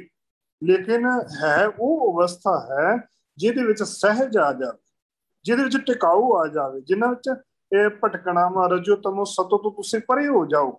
ਤੁਸੀਂ ਉਹ ਅਵਸਥਾ ਦੇ ਆ ਜਾਓ ਜਿਹਦੇ ਵਿੱਚ ਬਿਲਕੁਲ ਅਡੋਲਤਾ ਹੋ ਜਾਵੇ, ਜਿਹਦੇ ਵਿੱਚ ਸਿਖਰ ਹੈ। ਜੇ ਐਵੇਂ ਕਹਿ ਲਈਏ ਕਿ ਸਿਖਰ ਉਹ ਜਿਸ ਸਿਖਰ ਦੇ ਵਿੱਚ ਤੁਸੀਂ ਬਹਿ ਕੇ ਜਿਵੇਂ ਪਰਮਾਤਮਾ ਅਡੋਲ ਹੋ ਕੇ ਸਾਰਿਆਂ ਹਰੇਕ ਹਿਰਦੇ ਨੂੰ ਦੇਖਦਾ ਪਿਆ ਨਾ ਕਿ ਪਰਮਾਤਮਾ ਸਾਰੇ ਪਾਸੇ ਕੀ ਹੋ ਰਿਹਾ, ਵਰਤਾਰਾ ਕੀ ਵਰਤ ਰਿਹਾ, ਕਿਹੜਾ ਕੀ ਕਰ ਰਿਹਾ, ਕਿਹੜਾ ਕੀ ਕਰ ਰਿਹਾ ਹੈ, ਉਸ ਤਰੀਕੇ ਉਸ ਅਵਸਥਾ ਦੇ ਵਿੱਚ ਆ ਜਾਓ। ਜਿਵੇਂ ਧੰਨ ਗੁਰੂ ਤੇਗ ਬਹਾਦਰ ਜੀ ਮਹਾਰਾਜ ਜੀ ਜਾਂ ਧੰਨ ਗੁਰੂ ਅਰਜਨ ਦੇਵ ਜੀ ਮਹਾਰਾਜ ਤਤੀ ਤਵੀ ਦੇ ਉੱਤੇ ਬੈਠ ਕੇ ਅਡੋਲਤਾ ਦੀ ਅਵਸਥਾ ਦੇ ਨਾਲ ਬੈਠੇ ਨੇ। ਗੁਰੂ ਤੇਗ ਬਹਾਦਰ ਜੀ ਮਹਾਰਾਜ ਜੀ ਉਸ ਅਡੋਲਤਾ ਦੀ ਅਵਸਥਾ ਦੇ ਵਿੱਚ ਜਾ ਕੇ ਉੱਥੇ ਧਰਮ ਦੀ ਗੱਲ ਨਹੀਂ, ਉੱਥੇ ਕੇਵਲ ਤੇ ਕੇਵਲ ਸਹਿਜ ਅਵਸਥਾ ਆਪਣੇ ਜੀਵਨ ਦੇ ਅੰਦਰ ਲੈ ਕੇ ਤੇ ਇੱਕ ਅਵਸਥਾ ਨੂੰ ਲੈਂਦਿਆਂ ਹੋਇਆਂ ਕੁਰਬਾਨ ਹੋਣ ਦੀ ਅਵਸਥਾ ਨੂੰ ਲੈ ਕੇ ਉੱਥੇ ਪਹੁੰਚੇ। ਹੁਣ ਜਿਹੜੀ ਗੱਲ ਅਸੀਂ ਕਰ ਰਹੇ ਹਾਂ, ਚੌਥੇ ਪਦ ਮੈਂ ਸਹਿਜ ਹੈ ਗੁਰਮੁਖ ਪੱਲੇ ਪਾਏ। ਪੱਲੇ ਪਾਉਣਾ ਕੀ ਹੁੰਦਾ? ਸਾਡੀ ਰੋਜ਼ਾਨਾ ਸਾਡਾ ਰੋਜੀ ਰੋਟੀ, ਅਸੀਂ ਜਿਹੜਾ ਅਸੀਂ ਬਚਾ ਕੇ ਆਪਣੀ ਖਰਚੀ ਰੱਖੀ ਹੈ। ਅਸੀਂ ਬਚਨ ਪੜ੍ਹਦੇ ਹਾਂ ਨਾ, ਵਿੱਚ ਦੁਨੀਆ ਸੇਵ ਕਮਾਈ ਹੈ ਤਾਂ ਦਰਗਾਹ ਬੈਸਣ ਪਾਈ ਹੈ। ਉਹ ਸਾਡੇ ਪੱਲੇ ਕੀ ਹੈ? ਅਸੀਂ ਜਮਾ ਕੀ ਕੀਤੀ? ਸਾਡੀ ਪੂੰਜੀ ਕੀ ਹੈ? ਪੱਲੇ ਕੀ ਹੈ? ਸਾਡੇ ਪੱਲੇ ਉਹ ਆ ਚੌਥੇ ਪਦ ਮੈਂ ਗੁਰਮੁਖ, ਚੌਥੇ ਪਦ ਮੈਂ ਸਹਿਜ ਹੈ ਗੁਰਮੁਖ ਪੱਲੇ ਪਾਏ। ਅਤੇ ਉੱਥੇ ਸਹਿਜ, ਉੱਥੇ ਟਿਕਾਊ ਹੈ, ਉੱਥੇ ਇੰਨਾ ਕੁ ਟਿਕਾਊ ਹੈ ਕਿ ਉਸ ਟਿਕਾਊ ਨੂੰ, ਉਸ ਸ਼ਬਦ ਨੂੰ ਅਸੀਂ ਬਿਆਨ ਹੀ ਨਹੀਂ ਕਰ ਸਕਦੇ। ਉਹ ਜਿਹੜਾ ਆਨੰਦ ਹੈ ਉਹ ਸਾਡੇ ਪੱਲੇ ਪੈਣਾ ਆ। ਪੱਲੇ ਪਾਏ ਸਹਿਜ ਗੁਫਾ ਮੈਂ ਆਸਣ ਬੰਧਿਆ ਜੋਤ ਸਰੂਪ ਅਨਹਦ ਵਾਜੇ। ਅਤੇ ਉਸ ਅਵਸਥਾ ਦੇ ਵਿੱਚ ਕੀ ਹੋਏਗਾ? ਇੱਕ ਇਹੋ ਜਿਹਾ ਟਿਕਾਊ ਕਿ ਹਿਰਦੇ ਦੇ ਵਿੱਚ ਅਨਹਦ ਨਾਦ ਦੀਆਂ ਧੁਨਾਂ ਵੱਜਣੀਆਂ ਸ਼ੁਰੂ ਹੋ ਜਾਣਗੀਆਂ। ਇਹੋ ਜਿਹੀ ਅਵਸਥਾ ਬਣੇਗੀ, ਆਨੰਦ ਹੀ ਆਨੰਦ। ਹਰ ਵਕਤ ਜਿਹੜੀਆਂ ਅਨਹਦ ਧੁਨਾਂ ਜੋਗੀ ਲੋਕ ਬਾਹਰੀ ਤੌਰ ਦੇ ਉੱਤੇ ਵਜਾਉਂਦੇ ਨੇ, ਲੇਕਿਨ ਗੁਰੂ ਪਾਤਸ਼ਾਹ ਨੇ ਬਾਹਰੀ ਤੌਰ ਦੇ ਉੱਤੇ ਵਜਾਉਣ ਨਾਲ ਕੀ ਹੋਣਾ ਆ? ਉਹ ਅੰਦਰੋਂ ਵੱਜੇ। ਉਹ ਵਾਜੇ ਜਿਹੜੇ ਪੰਜ ਵਾਜੇ ਪੰਜ ਸ਼ਬਦ ਘਰ ਸੁਭਾਗੇ ਘਰ ਸੁਭਾਗ ਸ਼ਬਦ ਅੱਜ ਅਸੀਂ ਪੰਜਾਂ ਵਾਜਿਆਂ ਦੀ ਗੱਲ ਕਰਦੇ ਨਾ, ਉਹ ਵਾਜੇ ਘਰੋਂ ਵੱਜਣ, ਅੰਦਰੋਂ ਵੱਜਣ ਵਾਜੇ, ਅੰਦਰੋਂ ਪਰਮਾਤਮਾ ਨਾਲ ਜੁੜੀ ਹੋਵੇ ਤਾਰ। ਤੇ ਇਹੋ ਜਿਹੀ ਅਵਸਥਾ ਬਣੇ ਕਿ ਘਟ ਘਟ ਮੈਂ ਹਰਜੂ ਬਸਾ ਸੰਤਨ ਕਯੋ ਪੁਕਾਰ, ਫਿਰ ਤੂੰ ਕਰਤਾ ਤੂੰ ਹੁਆ ਮੁਝ ਮੇ ਰਹਾ ਨਾ ਹੋ। ਹਿਰਦੇ ਦੀ ਅੰਦਰੋਂ ਆਵਾਜ਼ ਆਵੇ, ਅੰਦਰੋਂ ਬਾਣੀ ਝਲਕਾਂ ਮਾਰਦੀ ਹੋਵੇ, ਗੱਲ ਗੱਲ ਦੇ ਵਿੱਚ, ਜ਼ੁਬਾਨ ਦੇ ਵਿੱਚ, ਰਸ ਰਸ ਦੇ ਵਿੱਚ ਪਰਮਾਤਮਾ ਦੀ ਮਿੱਠੀ ਬੋਲੀ ਜ਼ੁਬਾਨ ਤੋਂ ਰਸ ਦੀ ਫੁੱਟਦੀ ਹੋਵੇ। ਉਹ ਅੰਦਰੋਂ ਜਦੋਂ ਚਸ਼ਮਾ ਫੁੱਟਣਾ ਕਹਿ ਦਿੰਦੇ ਆ। ਤੇ ਹੁਣ ਪਾਣੀ ਜਦੋਂ ਪਹਾੜਾਂ ਦੇ ਚਸ਼ਮੇ ਫੁੱਟਦੇ ਆ, ਉਹ ਕੋਈ ਪੁੱਟਣ ਨਹੀਂ ਜਾਂਦਾ ਵੀ ਇੱਥੋਂ ਪਾਣੀ ਨਿਕਲਣਾ, ਉਹ ਆਪਣੇ ਆਪ ਪ੍ਰਗਟ ਹੋ ਜਾਂਦਾ ਹੈ। ਜਦੋਂ ਆਨੰਦ ਦੀ ਅਵਸਥਾ, ਜਦੋਂ ਪਰਮਾਤਮਾ ਨਾਲ ਮਿਲਾਪ ਦੀ ਅਵਸਥਾ ਬਣਦੀ ਹੈ ਨਾ, ਉਹ ਆਪਣੇ ਆਪ ਹਿਰਦੇ ਦੇ ਵਿੱਚੋਂ ਪ੍ਰਗਟ ਹੁੰਦੀ ਹੈ। ਤੇ ਉਸ ਪ੍ਰਗਟਾਈ ਦੇ ਰੂਪ ਦੇ ਅੰਦਰ ਜਦੋਂ ਅਸੀਂ ਗੱਲ ਕਰਦੇ ਹਾਂ ਨਾ, ਜੋਤ ਸਰੂਪ ਅਨਹਦ ਵਾਜਿਆ, ਜਦੋਂ ਜੋਤ ਪਰਮਾਤਮਾ ਨਾਲ ਮਿਲਾਪ ਹੁੰਦਾ ਹੈ, ਫਿਰ ਅਨਹਦ ਆਨੰਦ ਹੀ ਆਨੰਦ ਹਿਰਦੇ ਦੇ ਵਿੱਚ ਵੱਜਣਾ ਸ਼ੁਰੂ ਹੋ ਜਾਂਦਾ ਹੈ। ਤੇ ਫਿਰ ਹੁੰਦਾ ਕਿ ਅਵਲ ਅੱਲਾ ਨੂਰੋ ਪਾਇਆ ਕੁਦਰਤ ਕੇ ਸਭ ਬੰਦੇ, ਏਕ ਨੂਰ ਤੇ ਸਭ ਜਗ ਉਪਜਿਆ ਕਵਣ ਭਲੇ ਕੋ ਮੰਦੇ। ਫਿਰ ਉਹਨੂੰ ਕੋਈ ਪਰਾਇਆ ਲੱਗਦਾ ਹੀ ਨਹੀਂ, ਉਹਨੂੰ ਸਾਰੀ ਆਪਣੇ ਧੀਆਂ ਪੋਤੀ ਲੱਗਦੇ ਆ। ਉਹਨੂੰ ਕੋਈ ਮਾੜਾ ਚੰਗਾ, ਕੋਈ ਉਹ ਸਭ ਗੋਬਿੰਦ ਹੈ, ਸਭ ਗੋਬਿੰਦ ਹੈ, ਗੋਬਿੰਦ ਬਿਨ ਨਹੀਂ ਕੋਈ। ਫਿਰ ਸਾਰਿਆਂ ਦੇ ਵਿੱਚ ਘਟ ਘਟ ਮੈਂ ਹਰਜੂ ਵਸੈ, ਸਾਰਿਆਂ ਵਿੱਚ ਪ੍ਰਮਾਤਮਾ ਹੀ ਦਿਖਦਾ ਹੈ, ਸਾਰਿਆਂ ਦੇ ਵਿੱਚ ਪ੍ਰਮਾਤਮਾ ਦੀ ਹੀ ਰੂਹ ਵਸੀ ਹੋਈ ਦਿਖਦੀ ਹੈ। ਤੇ ਹੁਣ ਜਦੋਂ ਉਸ ਰੂਹ ਦੇ ਵਿੱਚ ਜਦੋਂ ਮਿਲਾਪ ਹੁੰਦਾ ਆ, ਤੇ ਸਾਹਿਬ ਕਹਿੰਦੇ ਨੇ ਕਿ ਜੇ ਮਾਇਆ ਮਮਤਾ ਤਜੀ ਸਭ ਤੇ ਭਇਓ ਉਦਾਸ, ਕਹੋ ਨਾਨਕ ਸੁੰਦਰੇ ਮਨਾ ਤੇ ਘਟ ਬ੍ਰਹਮ ਨਿਵਾਸ। ਫਿਰ ਜਾ ਕੇ ਬ੍ਰਹਮ ਦਾ ਨਿਵਾਸ, ਜਦੋਂ ਮਾਇਆ ਮੋਹ ਤਿਆਗ ਦਿੱਤਾ, ਹਿਰਦੇ ਦੇ ਵਿੱਚੋਂ ਨਿਕਲ ਗਿਆ, ਜਦੋਂ ਭਾਂਡਾ ਹੱਛਾ ਸੋਏ ਜੋ ਤਿਸ ਭਾਗ ਸੀ, ਜੋ ਸਾਡਾ ਭਾਂਡਾ ਹਿਰਦਾ ਜਦੋਂ ਸਾਫ਼ ਹੋ ਗਿਆ ਨਾ, ਉਸ ਹਿਰਦੇ ਦੇ ਵਿੱਚ ਜਦੋਂ ਅੰਮ੍ਰਿਤ ਪਿਆ, ਪਰਮਾਤਮਾ ਦੀ ਜਿਹੜੀ ਨਾਮ ਰੂਪੀ ਅੰਮ੍ਰਿਤ ਚਸ਼ਮਾ ਫੁੱਟਿਆ ਹਿਰਦੇ ਦੇ ਵਿੱਚ, ਅੰਮ੍ਰਿਤ ਰੂਪੀ ਨਾਮ ਪਿਆ ਨਾ, ਤੇ ਜਦੋਂ ਹਿਰਦਾ ਸ਼ੁੱਧ ਹੋਇਆ ਸਾਡਾ, ਉਹਦੇ ਹਿਰਦੇ ਦੇ ਵਿੱਚ ਨਾਮ ਪਿਆ, ਤੇ ਉਹ ਜਿਹੜਾ ਭਾਂਡਾ ਹੈ ਉਹਦੇ ਆਨੰਦ ਹੀ ਆਨੰਦ ਬਣ ਜਾਵੇਗਾ। ਤੇ ਜਦੋਂ ਸੁਰਤੀ ਉਹਦੇ ਨਾਲ ਜੁੜੇਗੀ, ਫਿਰ ਕੀ ਹੋਇਆ, ਜੋ ਪ੍ਰਾਣੀ ਨਿਸ ਦਿਨ ਭਜੈ ਰੂਪ ਰਾਮ ਤੇ ਜਾਨ, ਹਰ ਜਨ ਹਰ ਅੰਤਰ ਨਹੀਂ ਨਾਨਕ ਸਾਚੀ ਮਾਨ। ਜਦੋਂ ਦਿਨ ਰਾਤ ਉਸ ਪ੍ਰਮਾਤਮਾ ਦੇ ਨਾਲ ਜੀਵ ਆਤਮਾ ਮਿਲੇਗੀ, ਉਸ ਪ੍ਰਮਾਤਮਾ ਨੂੰ ਧਿਆਵੇਗੀ, ਉਸ ਪ੍ਰਮਾਤਮਾ ਮਿਲਣ ਦੀ ਚਾਹਨਾ ਹਿਰਦੇ ਦੇ ਅੰਦਰ ਪੈਦਾ ਹੋਵੇਗੀ। ਦੇਖੋ ਬਾਹਰੀ ਤੌਰ ਦੇ ਉੱਤੇ ਸਾਨੂੰ ਕਿਸੇ ਚੀਜ਼ ਦੀ ਪ੍ਰਾਪਤੀ ਹੋਣ ਦੀ ਇੱਛਾ ਹੋਵੇ ਨਾ, ਕੋਈ ਚੀਜ਼ ਲੈਣੀ ਹੋਵੇ ਨਾ ਕਿਸੇ ਦੇ ਕੋਲੋਂ, ਤੇ ਮਨ ਦੇ ਅੰਦਰ ਹਰ ਵਕਤ ਲੱਗਾ ਮੈਨੂੰ ਉਹ ਚੀਜ਼ ਮਿਲ ਜਾਵੇ, ਮੈਨੂੰ ਉਹ ਚੀਜ਼ ਮਿਲ ਜਾਵੇ। ਲੇਕਿਨ ਜਦੋਂ ਤਨੋ ਮਨੋ ਹੋ ਕੇ ਪਰਮਾਤਮਾ ਦੇ ਨਾਲ ਅਸੀਂ ਮਿਲਣ ਦੀ ਉਹ ਚਾਹਨਾ ਲੈ ਕੇ ਜਦੋਂ ਤੁਰਾਂਗੇ ਨਾ, ਉਹ ਆਪਣੇ ਆਪ ਹਿਰਦੇ ਦੇ ਅੰਦਰ ਫੁੱਟੇਗੀ, ਪੈਦਾ ਹੋਵੇਗੀ। ਤੇ ਜਦੋਂ ਪੈਦਾ ਹੋਣ ਦੀ ਗੱਲ ਆਏਗੀ, ਤਹਿ ਪਾਵਸ, ਜਦੋਂ ਅਸੀਂ ਉਸ ਅਵਸਥਾ ਦੀ ਜੇਕਰ ਅਸੀਂ ਗੱਲ ਕਰਦੇ ਹਾਂ ਨਾ, ਤੇ ਗੁਰਦੇਵ ਪਾਤਸ਼ਾਹ ਉਹਦੀ ਵੀ ਗੱਲ ਕਰਨ ਲੱਗੇ, ਕਿਉਂਕਿ ਤਹਿ ਪਾਵਸ ਸਿੰਧ ਧੂਪ ਨਹੀਂ ਸ਼ਹੀਆ, ਤਹਿ ਉਪਤ ਪਰਲੋ ਨਾਹੀ, ਜੀਵਨ ਮਿਰਤ ਨਾ ਦੁੱਖ ਸੁਖ ਵਿਆਪੈ, ਸੁਨ ਸਮਾਦ ਦੋ ਤਹਿ ਨਾਹੀ, ਸਹਿਜ ਕੀ ਅਕਥ ਕਥਾ ਹੈ ਨਰਾਰੀ, ਤੁਲ ਨਹੀਂ ਚੜੈ ਜਾਏ ਨਾ ਮੁਕਾਤੀ, ਹਲਕੀ ਲੱਗੇ ਨਾ ਭਾਰੀ, ਰਹਾਓ ਅਰਧ ਦੋ ਤਹਿ ਨਾਹੀ ਸਮਾਨੇ, ਰਾਤ ਦਿਵਸ ਤਹਿ ਨਾਹੀ, ਜਲ ਨਹੀਂ ਪਾਵਨ ਪਵਨ ਪਾਵਕ ਫੁਨ ਨਾਹੀ, ਸਤਿਗੁਰ ਤਹਾਂ ਸਮਾਹੀ, ਅਗੰਮ ਅਗੋਚਰ ਰਹਿ ਨਿਰੰਤਰ, ਗੁਰ ਕਿਰਪਾ ਤੇ ਰਹੀ ਹੈ, ਕਹੋ ਕਬੀਰ ਬਲ ਜਾਉ ਗੁਰ ਆਪਣੇ, ਸਤ ਸੰਗਤ ਮਿਲ ਰਹੀ ਹੈ। ਕਹਿਣ ਲੱਗੇ ਸਤਿਗੁਰੂ ਭਗਤ ਕਬੀਰ ਜੀ ਇਹਦੇ ਵਿੱਚ ਬਚਨ ਕਰਨ ਲੱਗੇ, ਭਗਤ ਕਬੀਰ ਜੀ ਕਹਿਣ ਲੱਗੇ ਉਸ ਅਵਸਥਾ ਦੇ ਵਿੱਚ, ਚੌਥੀ ਅਵਸਥਾ ਚ ਹੋਣਾ ਕੀ ਹੈ, ਸਹਿਜ ਅਵਸਥਾ ਦੇ ਵਿੱਚ, ਉੱਥੇ ਨਾ ਹੀ ਤਾਂ ਕੋਈ ਰੁੱਤ ਹੈ, ਨਾ ਕੋਈ ਸਮੁੰਦਰ ਹੈ, ਨਾ ਕੋਈ ਧੁੱਪ ਹੈ, ਨਾ ਕੋਈ ਛਾਂ ਹੈ, ਨਾ ਕੋਈ ਹੌਲੀ ਲੱਗਦੀ ਹੈ, ਨਾ ਭਾਰੀ ਲੱਗਦੀ ਹੈ, ਨਾ ਕੋਈ ਹੇਠਾਂ ਆ, ਨਾ ਕੋਈ ਉੱਤੇ ਆ, ਨਾ ਦਿਨ ਹੈ ਨਾ ਰਾਤ ਹੈ, ਨਾ ਪਾਣੀ ਹੈ, ਨਾ ਕੋਈ ਉੱਥੇ ਕੋਈ ਨਗਰ ਵਸਦਾ ਹੈ ਜਿੱਥੇ ਇਹ ਅਵਸਥਾ ਦੀ ਗੱਲ ਆਉਂਦੀ ਹੈ। ਇਹ ਸਮਝ ਨਹੀਂ ਪੈਂਦੀ। ਅਸਲ ਦੇ ਵਿੱਚ ਭਗਤ ਕਬੀਰ ਜੀ ਕਹਿਣ ਲੱਗੇ ਕਿ ਇਹ ਸਾਡੀ ਸ਼ਬਦ ਹੀ ਉਸ ਵੇਲੇ ਅਗਵਾਈ ਕਰ ਸਕਦਾ ਹੈ। ਤੇ ਸ਼ਬਦ ਦੇ ਵਿੱਚ ਰਹਾਉ ਦੇ ਬੰਦ ਦੇ ਅੰਦਰ ਸਾਫ਼ ਤੌਰ ਦੇ ਉੱਤੇ ਆਖ ਦਿੱਤਾ ਕਿ ਸਹਿਜ ਅਵਸਥਾ ਦਾ ਜ਼ਿਕਰ ਉਹ ਹੈ ਜੋ ਕਿ ਪ੍ਰਭੂ ਪਰਮਾਤਮਾ ਦੇ ਨਾਲ ਹੀ ਮਿਲਾਪ ਕੀਤੀਆਂ ਹੋ ਸਕਦਾ ਹੈ। ਸ਼੍ਰੀ ਗੁਰੂ ਗ੍ਰੰਥ ਸਾਹਿਬ ਜੀ ਮਹਾਰਾਜ ਜੀ ਦੇ ਅੰਦਰ ਥਾਂ ਥਾਂ ਤੇ ਸਹਿਜ ਅਵਸਥਾ ਜ਼ਿਕਰ ਹੁੰਦਾ ਹੈ। ਨਾਮ ਸਿਮਰਨ ਤੇ ਸਿਰਫ ਸਲੋਤਾ ਦੀਆਂ ਬਰਕਤਾਂ ਦੀ ਇਹ ਅਵਸਥਾ ਹੈ। ਤੇ ਉਸ ਦੇ ਵਾਸਤੇ ਸਤਿਗੁਰੂ ਜੀ ਬਾਰ-ਬਾਰ ਇਹੀ ਗੱਲ ਆਖਦੇ ਨੇ ਕਿ ਰਸਨਾ ਗੁਣ ਗੋਪਾਲ ਨੇ ਦਗਾਇਨ, ਸ਼ਾਂਤ ਸਹਿਜ ਰਹੱਸ ਮਨ ਉਪਜਿਓ, ਸਗਲੇ ਦੁੱਖ ਲਾਇਨ। ਕਹਿੰਦੇ ਜੇਕਰ ਸਹਿਜ ਅਵਸਥਾ ਦੇ ਉੱਤੇ ਪਹੁੰਚਣਾ ਹੈ ਨਾ, ਤੁਰੀ ਅਵਸਥਾ ਤੱਕ ਪਹੁੰਚਣਾ ਹੈ ਨਾ, ਤੇ ਆਪਣੇ ਜ਼ੁਬਾਨ ਦੇ ਉੱਤੋਂ ਕੇਵਲ ਤੇ ਕੇਵਲ ਪ੍ਰਮਾਤਮਾ ਦਾ ਨਾਮ ਜਪਣਾ। ਰਸਨਾ ਗੁਣ ਗੋਪਾਲ ਨਿਤ ਗਾਏ, ਪਰਮਾਤਮਾ ਦੇ ਧਰਤੀ ਦੇ ਮਾਲਿਕ ਪਰਮਾਤਮਾ ਦੇ ਲਗਾਤਾਰ ਗੁਣ ਗਾਈ ਜਾ।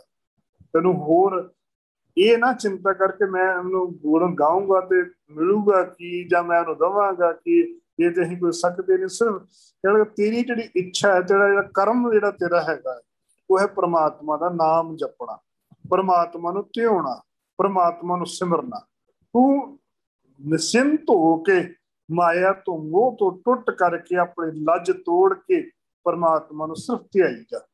ਜਦੋਂ ਜਿਸ ਸਮੇਂ ਸ਼ਬਦ ਵਿੱਚ ਸਹਿਜ ਦੀ ਅਵਸਥਾ ਦੀ ਤਸਵੀਰ ਖਿੱਚੀ ਜਾਵੇਗੀ ਨਾ, ਉਦੋਂ ਸ਼ਾਂਤੀ, ਠੰਡ, ਹਉਮੈ, ਖਿੜਾਓ ਆਦਿ ਦਾ ਜ਼ਿਕਰ ਆਨੰਦ ਦੇ ਵਿੱਚ ਆਵੇਗਾ। ਦੇਖੋ, ਅਸੀਂ ਆਮ ਤੌਰ ਦੇ ਉੱਤੇ ਸਾਡੇ ਕਈ ਸਵਾਲ ਵੀਰ ਪੁੱਛਦੇ ਰਹਿੰਦੇ ਨੇ ਕਿ ਸਾਡੇ ਮਨ ਦੇ ਅੰਦਰ ਸ਼ਾਂਤੀ ਕਿਉਂ ਨਹੀਂ ਆਉਂਦੀ। ਸਾਡੇ ਬਥੇਰੀਆਂ ਦੁਨੀਆਦਾਰੀ ਚੀਜ਼ਾਂ ਨੇ, ਹਿਰਦੇ ਦੇ ਨਾਲ ਠੰਡ ਕਿਉਂ ਨਹੀਂ ਪੈਂਦੀ। ਲੇਕਿਨ ਗੁਰਬਾਣੀ ਦੇ ਅੰਦਰ ਇੱਕੋ ਹੀ ਸਪਸ਼ਟ ਤੌਰ ਦੇ ਉੱਤੇ ਸਾਹਿਬਾਂ ਨੇ ਬਚਨ ਆਖਣਾ ਕੀਤੇ ਨੇ, ਚੰਦਨ ਚੰਦ ਨ ਸਰਦ ਰੁੱਤ, ਮੂਲ ਨਾ ਮਿਟੇ ਘਾਮ, ਸ਼ੀਤਲ ਥੀਵੇ ਨਾਨਕਾ, ਜਪੰਦੜੋ ਹਰ ਨਾਮ। ਕਹਿਣ ਲੱਗੇ ਦੁਨੀਆ ਦੇ ਅੰਦਰ ਚੰਦਨ ਠੰਡਾ ਦਰਖਤ ਮੰਨਿਆ ਜਾਂਦਾ ਹੈ। ਜਿੰਨਾ ਮਰਜ਼ੀ ਆਪਣੇ ਸਰੀਰ ਦੇ ਉੱਤੇ ਚੰਦਨ ਮੰਨ ਲਓ ਜਿੰਨੀ ਦੇਰ ਤੱਕ ਤੁਸੀਂ ਮਲੋਗੇ ਕੁਛ ਦੇਰੀ ਤੱਕ ਠੰਡਕ ਜ਼ਰੂਰ ਦੇਵੇਗਾ। ਦੂਸਰੀ ਗੱਲ ਹੈ, ਸਰਦ ਰੁੱਤ ਦੀ ਗੱਲ ਆਉਂਦੀ ਹੈ। ਅਤੇ ਸਰਦੀਆਂ ਦੀ ਰੁੱਤ ਜਿਹੜੀ ਸਰਦ ਰੁੱਤ ਹੈ ਉਹਦੇ ਵਿੱਚ ਵੀ ਇੰਨੀ ਠੰਡ ਨਹੀਂ ਹੈ ਕਿ ਜੋ ਸਦੀਵੀ ਠੰਡ ਪਾ ਸਕੇ, ਅੰਦਰੂਨੀ ਠੰਡ ਪਾ ਸਕੇ। ਤੀਸਰੀ ਗੱਲ ਆਉਂਦੀ ਹੈ ਚੰਦਰਮੇ ਦੀ ਠੰਡ। ਰਾਤ ਦੇ ਸਮੇਂ ਚੰਦਰਮਾ ਠੰਡ ਵਰਤਾਉਂਦਾ ਹੈ, ਲੇਕਿਨ ਸ਼ੀਤਲਤਾ ਹਿਰਦੇ ਦੇ ਵਿੱਚ ਨਹੀਂ ਆਉਂਦੀ ਹੈ। ਹਿਰਦੇ ਦੇ ਵਿੱਚ ਸ਼ੀਤਲਤਾ ਆਵੇ ਕਿੱਦਾਂ? ਸ਼ੀਤਲਤਾ ਕੇਵਲ ਤੇ ਕੇਵਲ ਚੰਦਨ ਚੰਦਨਾ ਸਰਦਰੁੱਤ, ਮੂਲ ਨਾ ਮਿਟੇ ਕੰਮ, ਸ਼ੀਤਲ ਥੀਵੇ ਨਾਨਕਾ, ਜਪੰਦੜੋ ਹਰ ਨਾਮ। ਨਾਮ ਨੂੰ ਜਪਣ ਦੇ ਨਾਲ ਹੀ ਹਿਰਦੇ ਦੇ ਵਿੱਚ ਸ਼ੀਤਲਤਾ ਆਉਣੀ। ਨਾਮ ਨੂੰ ਜਪਣ ਦੇ ਨਾਲ ਹੀ ਹਿਰਦੇ ਦੇ ਵਿੱਚ ਸਹਿਜ ਆਉਣਾ ਹੈ, ਟਿਕਾਊ ਆਉਣਾ ਹੈ, ਖਿੜਾਊ ਆਉਣਾ ਹੈ।